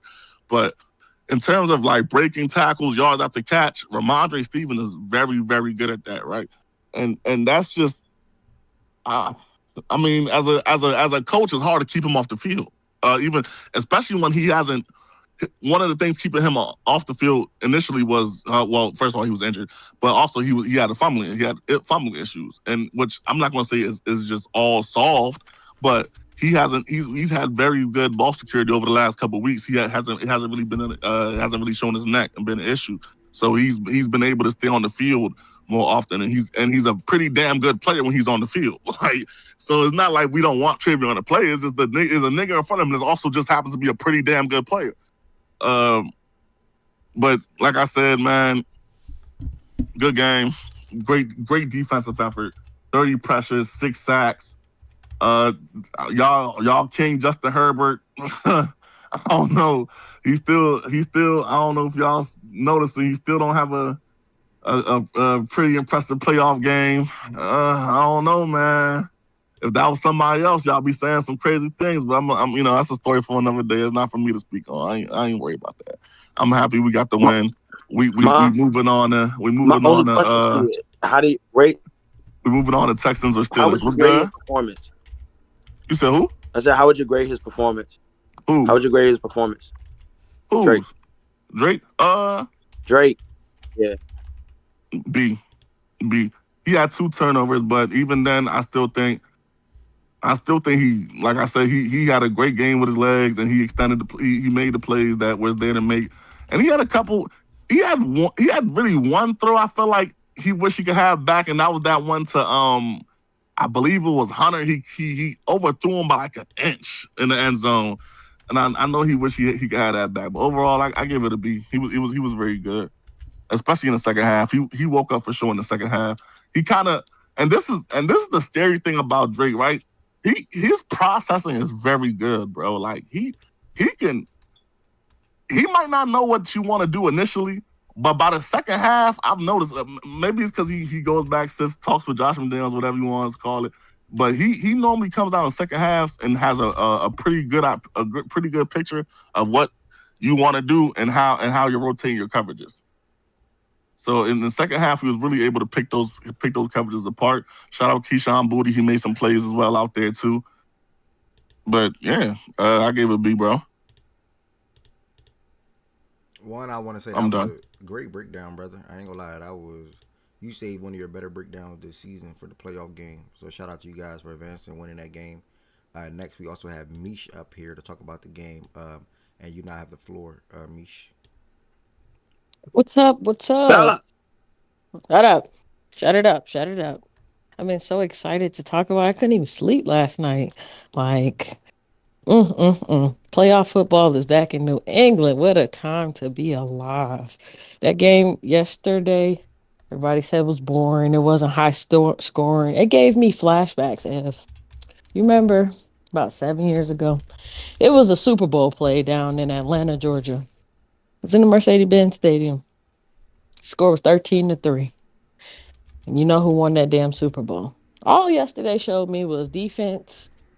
When you need it to hum at the right time, it's going to hum. I know a lot of people don't like the Chargers offense of line. Let me say that. But in that first half, that shit was pretty good. Even Chris Collinsworth was like, it's holding up and it's given Justin time to make these throws. He's just not making them. So, I mean, good win yesterday. I felt like in the beginning, Drake, he looked nervous. It was given the first time we play Buffalo all over again. That's what it looks like. But the thing with him is he'll have a turnover and then he'll shake it off. And I feel like that goes to coaching too. Like they'll be like, hey, just calm down. It's okay. Tip balls happen. It's all right. It is what it is. Let's go on to the next play. And then you started to see like the offense run. But I mean, I did have some issues and concerns with yesterday. Like Josh McDaniels, this nigga doing trickery plays and shit. I'm like, dog, this man trying to do a Philly special with Efton Chisholm and he overthrows Drake, man. What are we doing? What are we doing? But they did that shit because they knew they was going for it on fourth down. But take that shit out the playbook. I don't want to see that ran no more. Go ahead and get it on out of here for me. And then shout out to Andy. I've been hard on our kicker this year. Like, I can't even lie. Week 2 when we played Miami, I wanted to cut him. I didn't give a fuck that he was a rookie. Get him out of here. Like, you gonna miss extra points and field goals and shit. I don't have time for that in the playoffs. But shout out to Andy. Getting us some points on the board. And that defense, Yesterday really stood up to me yesterday. Being one of the worst red zone defenses in the fucking league at a 70% clip they're giving up a touchdown. So to see them make goal line stances was very encouraging. And shit, I ain't got no complaints. If somebody asked me how I felt about Drake's performance, I give him a B, because some of that shit was on the offensive line. Jared Wilson and Will Campbell getting their ass whipped all night by that fucking Chargers D line. And shout out to Jesse Minter, he had them guys hitting, he had them guys flying around. And shout out to Kerr. I know we give him a lot of shit in our Patriots group chat about having a real DC, but even the offensive players said that they didn't even know like what type of fucking defense coverages there were. Like they were confused out there. So shout out to them for, designing the plays and, working on it in practice and stuff.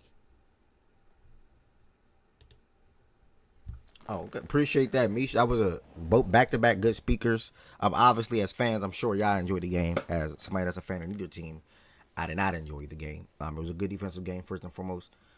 I do. Why you didn't enjoy the game? Because what we saw from the previous 5 games, we sort of kind of got spoiled a little bit. But it's the playoff football. You got to see a little low-scoring game like that.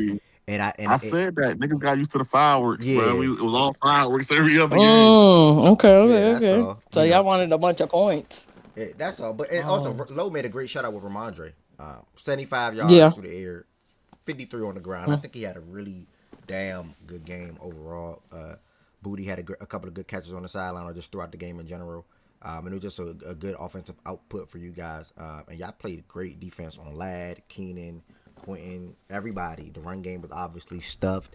And then the story of it all with the pressures and the sacks and how much I made Justin Herbert's just play under so much pressure last night. So, I mean, great one for the Patriots, man. I'm definitely curious to see who y'all end up playing next, but that's going to be the Texans or the Steelers. And, Drake May can make an AFC championship in his first year as a 4-time starting quarterback. So, that'll be on top of that, on top of winning MVP. So, we'll see what happens with that as well. I had a question. When are we going to look over the list again after tonight? Remember the top 10 teams going into the playoffs? Are we going to look at it after tonight? Y'all got, like tomorrow? Yeah, we can look at that tomorrow. But y'all was like 5, right? Okay. Yeah, I want to see who all is still on the list. I can't remember. Where they I are. don't mind glancing right now. Hold on. Hold on. Oh yeah, let me see. Ev, you got May locked in as MVP? No. I said on top of that he could win it. I'm not. Oh, I ain't hear the could. Yeah. It sounded like you just said along with on top of MVP. Nah, he didn't. He didn't say could, Miss Gina, but I knew what he meant though. But he definitely didn't say could. Because that's the first reaction I had. I said, "Oh shit, okay, let me find out." Wait, no, you said I did say could. Nah, you didn't, gang. Not initially.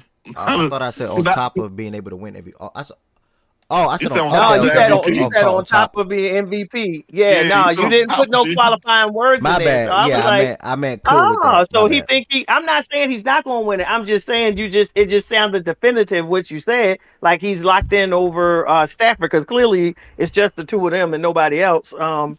But yeah, so yeah, that's why I questioned it. I was like, oh, he already locked him in for it. But I think he has a very good. It's him and Stafford, and allegedly the votes were already done, right? So again, the playoff games are not supposed to be relevant to. I don't always believe it, but the playoff games performances are not supposed to be relevant to that. So it'll be interesting to see how that's falling out. But yeah, I mean, it was those two and nobody else. I think Stafford edged it out though. If I had to take a guess, I think they give it to Stafford. I don't know. I will see. Didn't they say Drake May was second team All Pro and Stafford was first? Yeah. But Josh Allen did that last year too. Yeah, last year. Basically, the Josh Allen. But I saw that reports that said last year was the first year that they told. I guess they told the voters like MVP is about like value versus like All Pro being about like really who got the best stats type shit. So they meet road to hold Lamar out of the MVP. Basically, so they better keep the vibes going. They basically, bro. So don't try to switch it up now. You already done hold Lamar. Keep it going. Hey, is there any way? Y'all keep saying we're gonna play the Patriots? Is there any way we can play Denver? No. Nah. You're not the lower seed. If Denver beat the Bills and y'all beat us, yeah.